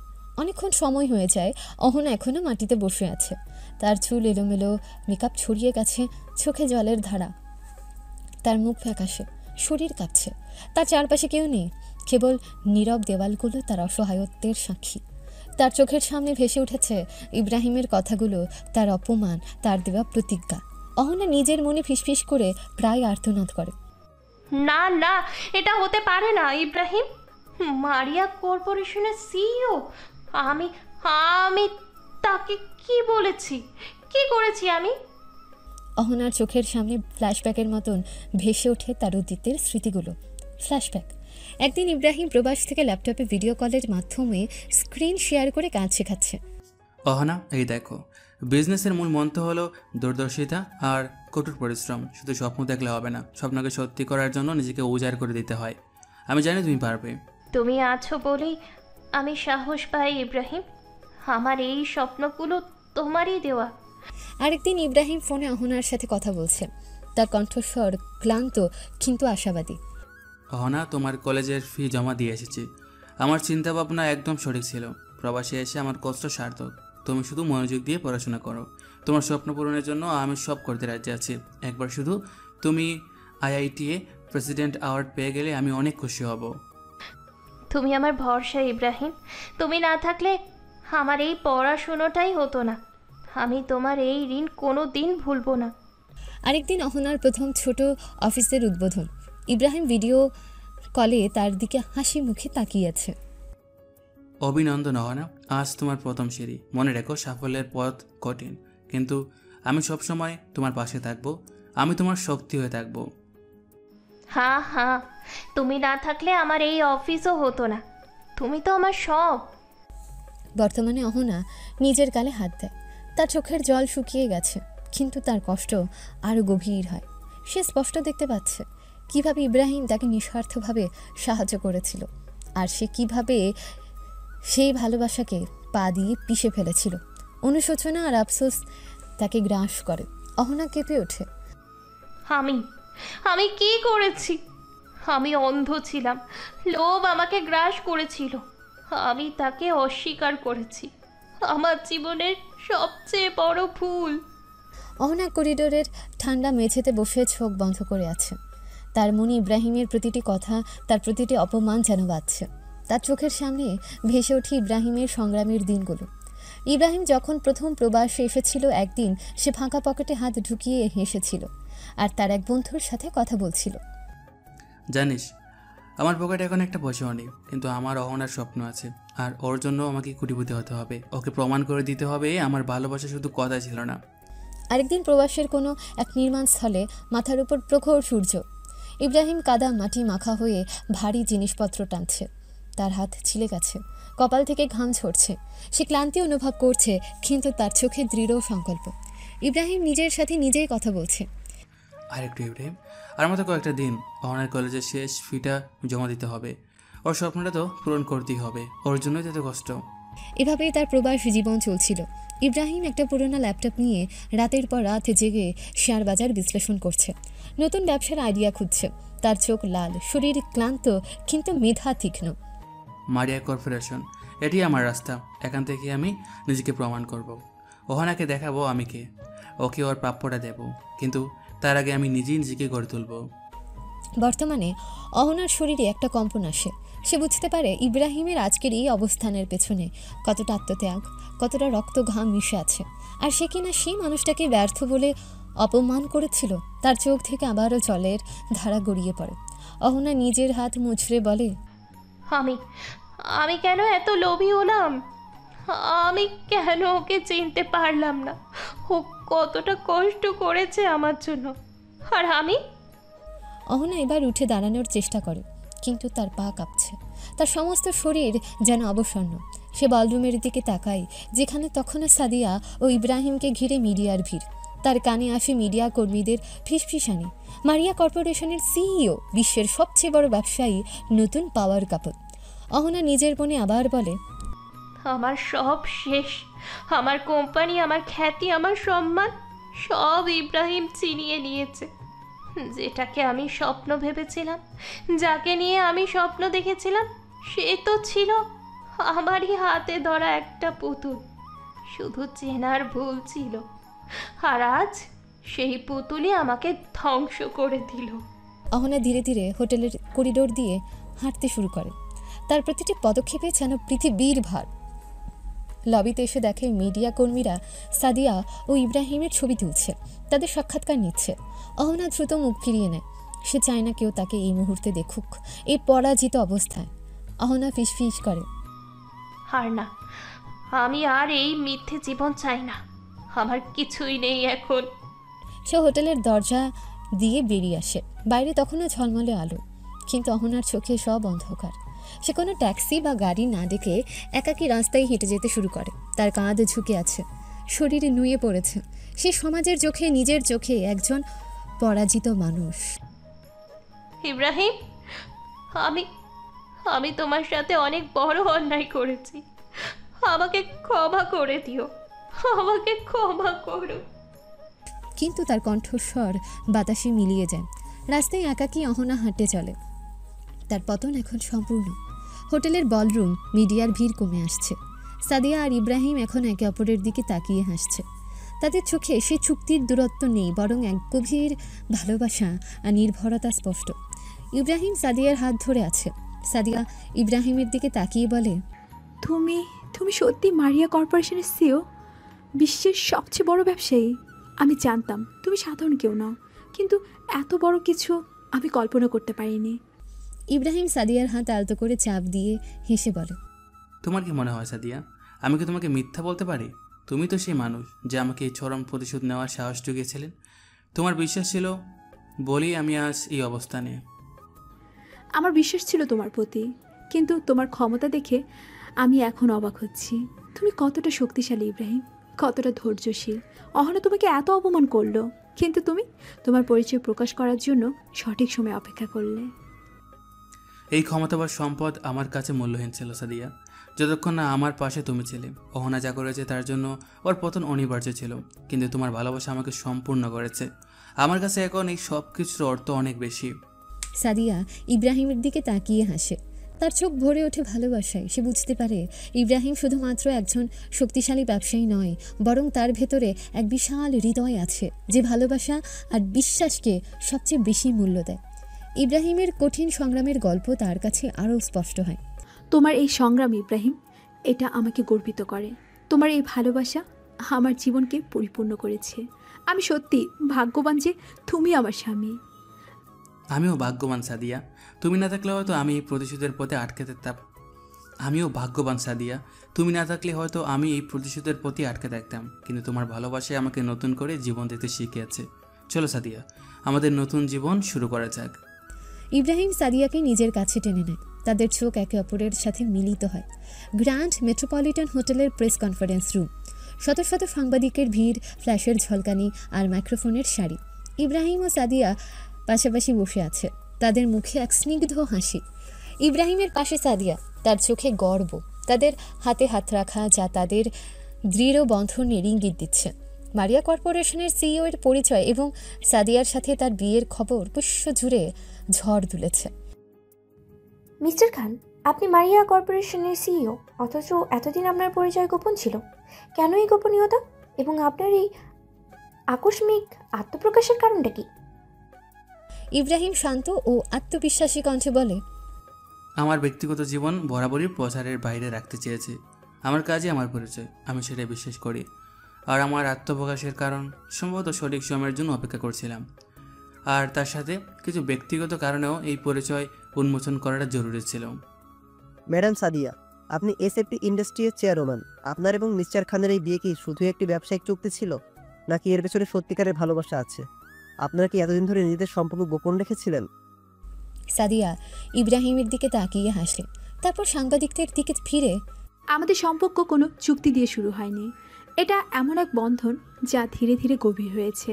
আমাদের মধ্যে সত্যিকারের ভালোবাসা আছে, যা কোনো শর্ত বা চুক্তির ঊর্ধ্বে। আর হ্যাঁ, আমাদের সম্পর্ক ব্যক্তিগত ছিল, কিন্তু গোপন নয়। আমরা চেয়েছিলাম সঠিক সময়ে সবটা প্রকাশ করতে। মিস্টার খান, অহনা চৌধুরী, অহনা আইএনসি এর হঠাৎ পতন নিয়ে আপনি কি বলবেন? আপনার কোম্পানির সঙ্গে তাদের যে ডিল হওয়ার কথা ছিল তা কেন বাতিল হলো? ইব্রাহিমের চোখে এক কঠিন দৃষ্টি আসে, কিন্তু কণ্ঠস্বর শান্ত থাকে। আমি শুধু এটাই বলতে চাই, প্রতিটি কাজেরই একটি ফল থাকে। অহনা আইএনসি এর পতন তাদের নিজস্ব ভুলের ফল। আমি যা সঠিক মনে করেছি তাই করেছি।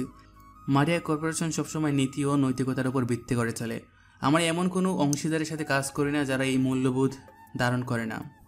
মিস্টার খান, মারিয়া কর্পোরেশনের ভবিষ্যৎ পরিকল্পনা কি? এসএফটি ইন্ডাস্ট্রি এর সাথে কি কোনো বড় ধরনের বিনিয়োগের পরিকল্পনা আছে? মারিয়া কর্পোরেশন সবসময় বিশ্বের অগ্রগতিতে বিশ্বাসী। এসএফটি ইন্ডাস্ট্রি একটি অত্যন্ত সম্ভাবনাময় কোম্পানি, যার নেতৃত্ব দিচ্ছেন মিস সাদিয়া জান্নাত।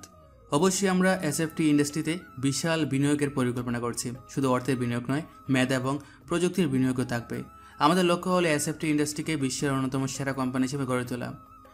সাংবাদিকরা একে অপরের দিকে তাকায়, তাদের চোখে বিস্ময়। ইব্রাহিম ও সাদিয়া দুজনেই আত্মবিশ্বাসের সাথে উত্তর দিতে থাকে।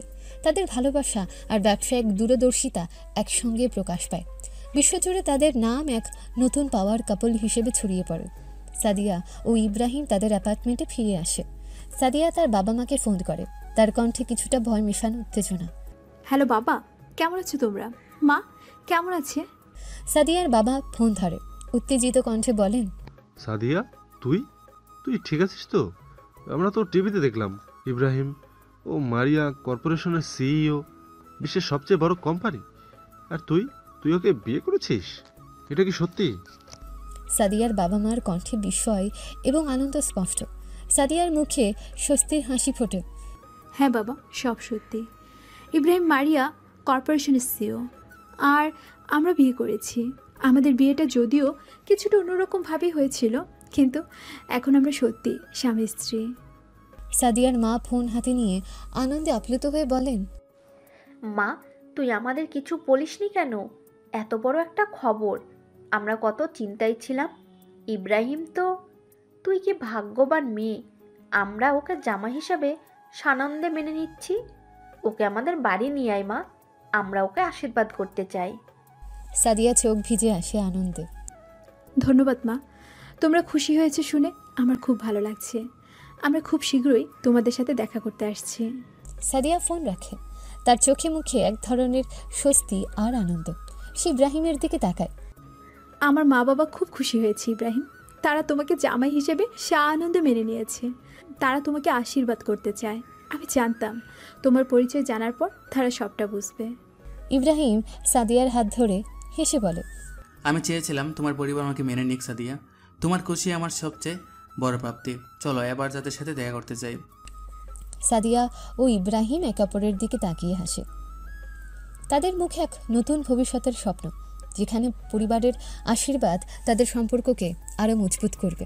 এদিকে অহন একটা জনশূন্য পার্কে বসে আছে। তার পরনে ছেঁড়া পোশাক, চুল এলোমেলো, তার চোখে কোনো স্বপ্ন নেই, কেবল হতাশা আর শূন্যতা।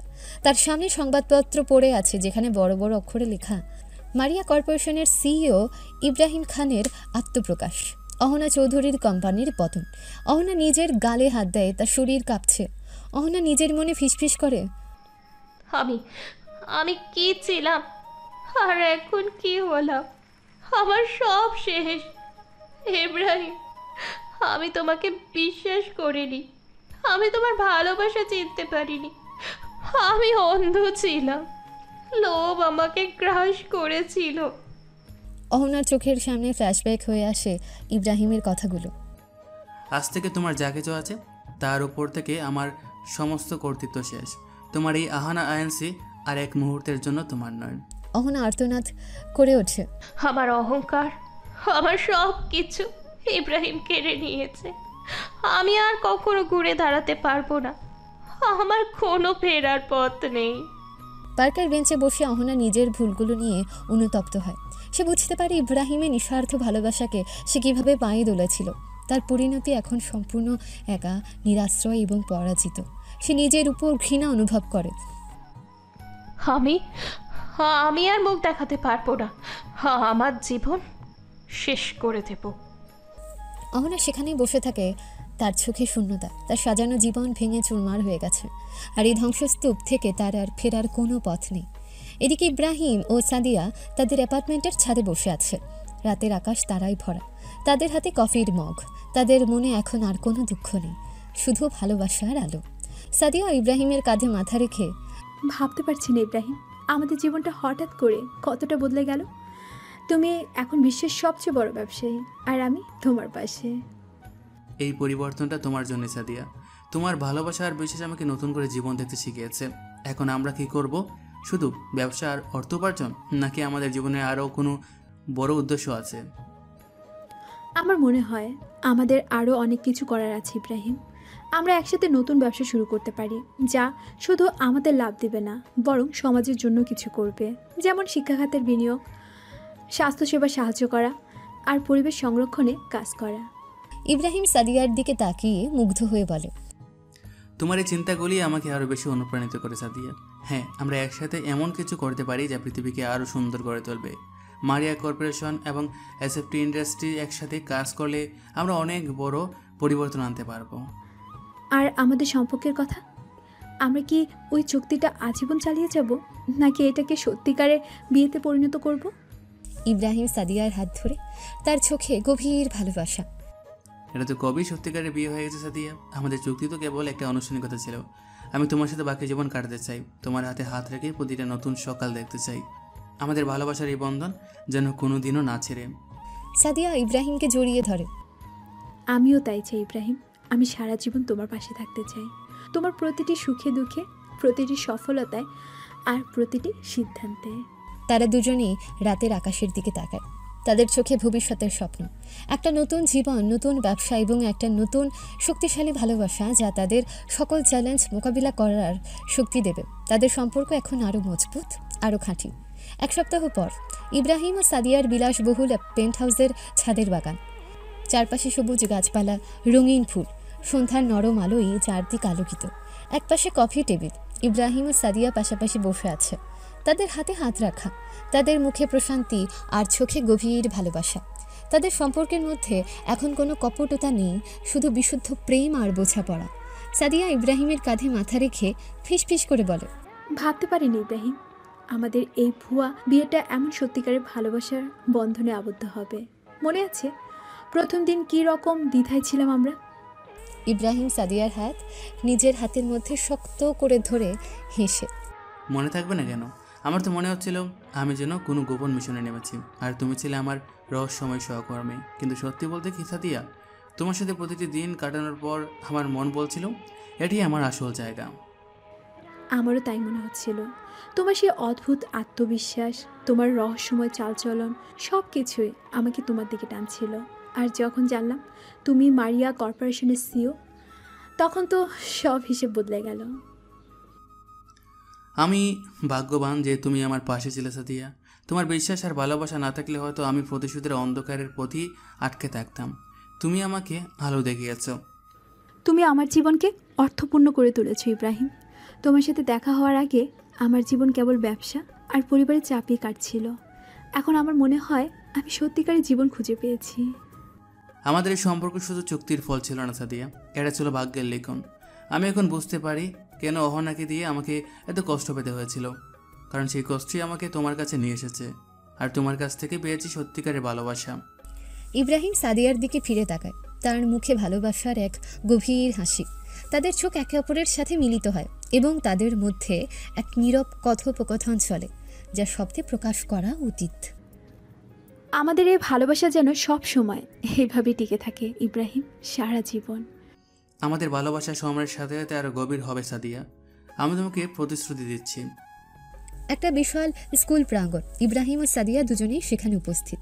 স্কুলটা মারিয়া কর্পোরেশন এবং এসএফটি ইন্ডাস্ট্রির যৌথ উদ্যোগে তৈরি হয়েছে।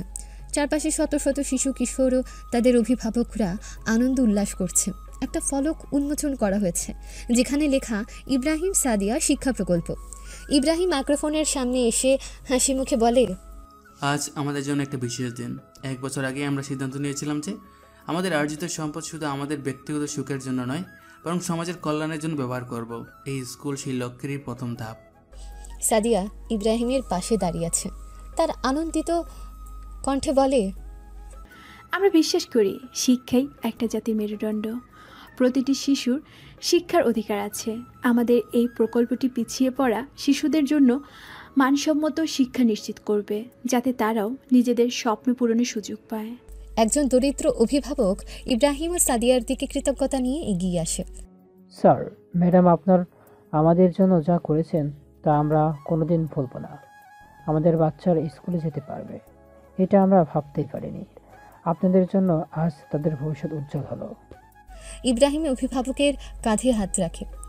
আমাদের ধন্যবাদ দেওয়ার প্রয়োজন নেই, এটা আমাদের কর্তব্য। আপনারা শুধু আপনাদের সন্তানদের সুন্দর ভবিষ্যৎ গড়ার জন্য সহযোগিতা করুন। এরপর ইব্রাহিম ও সাদিয়া একটা বিশাল বৃক্ষরোপণ কর্মসূচিতে অংশ নেয়। তারা দুজন মিলে একটা চারা রোপণ করে। সাদিয়া চারা রোপণ করতে করতে বলে, আমাদের পরিবেশ রক্ষা করাটাও খুব জরুরি ইব্রাহিম। প্রকৃতির প্রতি আমাদের দায়িত্ব আছে। আমরা চাই এই পৃথিবীতে সবুজ আর সতেজ ফিরিয়ে আনতে। ইব্রাহিম সাদিয়ার দিকে তাকিয়ে মুগ্ধ হয়ে বলে, তোমার এই চিন্তাগুলো আমাকে আরও বেশি অনুপ্রাণিত করে সাদিয়া। একসাথে আমরা অনেক বড় পরিবর্তন আনতে পারি। স্বাস্থ্য, শিক্ষা, পরিবেশ, প্রতিটি ক্ষেত্রেই আমরা আমাদের অবদান রাখব। তারা একে অপরের দিকে তাকিয়ে হাসে। তাদের বিপুল সম্পদ এখন জনকল্যাণে ব্যবহৃত হচ্ছে, যা সমাজের দরিদ্র ও সুবিধা বঞ্চিত মানুষের জীবনে নতুন আলো আনছে। তাদের এই সামাজিক উদ্যোগগুলো বিশ্বজুড়ে প্রশংসিত হয়। কয়েক বছর পর তাদের চেহারায় বয়সের ছাপ পড়লেও তাদের ভালোবাসা আর গভীর বোঝাপড়া আগের মতোই অটুট আছে। তাদের দাম্পত্য জীবন এখন সুখ আর শান্তিতে ভরা। বিলাসবহুল অ্যাপার্টমেন্টের লিভিং রুম, চারদিকে খেলনা ছড়ানো, একটা ছোট ফুটবল গড়ি আছে একপাশে। সকালের মিষ্টি রোদ জানালার কাঁচ ভেদ করে ঘরে এসে পড়ছে। সোফায় বসে ইব্রাহিম তার 5 বছর বয়সী ছেলে আয়াতের সাথে খুনসুটি করছে। আয়াতের পরনে কার্টুনের ছবিওয়ালা টি শার্ট। সাদিয়া দূরে দাঁড়িয়ে এই দৃশ্য দেখছে, তার মুখে এক নির্মল হাসি। আয়াত ছোট ফুটবলটা ইব্রাহিমের দিকে ছুড়ে দিয়ে আধো আধো গলায় বলে, বাবা কেচ কেচ নাও। ইব্রাহিম হেসে ফুটবলটা ধরে ফেলে। ফুটবল আবার আয়াতের দিকে ছুড়ে দিয়ে মজা করে বলে, বাহ, আমার চ্যাম্পিয়ন ছেলে, এবার তুমি ক্যাচ করো। আয়াত ক্যাচ ধরতে গিয়ে টাল সামলাতে না পেরে সোফার উপর পড়ে যায়। সে খিলখিল করে হেসে ওঠে। সাদিয়া কিচেন থেকে এসে আদুরে গলায় বলে, কি হচ্ছে এখানে? সকাল সকাল এত দুষ্টামি শুরু হয়ে গেছে। আয়াত, বাবাকে বুঝি খুব জ্বালাচ্ছ? আয়াত সাদিয়ার দিকে তাকিয়ে হাসি মুখে বলে, মা, বাবা লুডো খেলছে না, বাবা খালি বল খেলছে। ইব্রাহিম হাসতে হাসতে বলে, আরে লুডো তো কাল খেললাম, আজ তো ফুটবল খেলার দিন, তাই না বাবা? তুমি তো কালই বললে ফুটবল খেলবে। না, আমি আজ লুডো খেলবো। মা, বাবাকে বলো লুডো খেলতে। সাদিয়া ইব্রাহিমের দিকে তাকিয়ে চোখ টিপে হাসে। ইব্রাহিম অসহায়ভাবে কাঁদে ছাকায়। বাবা ছেলে যখন লুডো খেলতে চাইছে তখন খেলবো না কেন? তুমি তো এত বড় বিজনেসম্যান, একটা বাচ্চার আবদার রাখতে পারবে না? ইব্রাহিম মৃদু হেসে আয়াতকে কোলে তুলে নেয়। ঠিক আছে বাবা, ঠিক আছে, খেলবো লুডো। তুমি যখন বলছো তখন তো খেলতেই হবে, কিন্তু কে জিতবে আজ, আমি না তুমি? আজ আমি জিতবো, দেখবে। সাদিয়া আয়াতের গালে আলতো চুমু খেয়ে বলে, আমার সাহসী ছেলে। ঠিক আছে, এখন চলো ব্রেকফাস্ট করবে, তারপর লুডো খেলা হবে। আয়াত আনন্দে হাততালি দেয়। ইব্রাহিম তাকে কোলে নিয়ে ডাইনিং টেবিলের দিকে যায়। সাদিয়ার মুখে এক অনাবিল হাসি লেগে থাকে। ডাইনিং টেবিলে সবাই ব্রেকফাস্ট করছে। আয়াত চামচ দিয়ে নিজের প্যানকেক খাচ্ছে। সে প্যানকেক ছড়িয়ে ছিটিয়ে খাচ্ছে, আর ইব্রাহিম আর সাদিয়া তাকে দেখে হাসছে। আয়াত যেখানে মধু রাখা আছে সেই টেবিলের দিকে আঙুল তুলে বলে, মা, এটা টেস্টি। সাদিয়া হাসি মুখে বলে, টেস্টি না বাবা, টেস্টি। আর এটা মধু, আর একটু মধু দেব? ও, আর নেব না, আমি এখন লুডো খেলবো। আয়াত ইব্রাহিমের হাত ধরে টানতে শুরু করে। ইব্রাহিম হাসে এবং সাদিয়ার দিকে তাকায়। আরে বাবা, একটু শান্ত হও, ব্রেকফাস্টটা শেষ করো আগে। দেখলে তো সাদিয়া, তোমার ছেলের কাছে আমার মারিয়া কর্পোরেশনের সিও পদবীর কোনো দাম নেই, ওর কাছে শুধু লুডুর দাম আছে। আর এইটাই তো আসল জীবন ইব্রাহিম। আমাদের এই সাফল্যের মাঝে এই ছোট ছোট আনন্দগুলোই তো জীবনকে পরিপূর্ণ করে তোলে। ইব্রাহিম আয়াতকে কোলে তুলে নেয়। ঠিক আছে চলো, লুডোই খেলি, কিন্তু শর্ত হলো যদি আমি জিতি তাহলে তুমি আমাকে একটা বড় সড়ো চুম্বো দেবে। চুমো আজ পাবে না, কারণ আমি জিতবো। ইব্রাহিম আর সাদিয়া একে অপরের দিকে তাকিয়ে হাসে। তাদের এই ছোট পরিবারের ছবিটা এখন সম্পূর্ণ। অহনার প্রতিশোধ, ইব্রাহিমের সংগ্রাম, সব কিছুই আজ তাদের সুখী জীবনের পটভূমি হয়ে উঠেছে। তাদের এই ভালোবাসার বন্ধন এখন তাদের সন্তানের আগমনে আরও মজবুত হয়েছে। জীবন তাদের জন্য নতুন করে অর্থপূর্ণ হয়ে উঠেছে।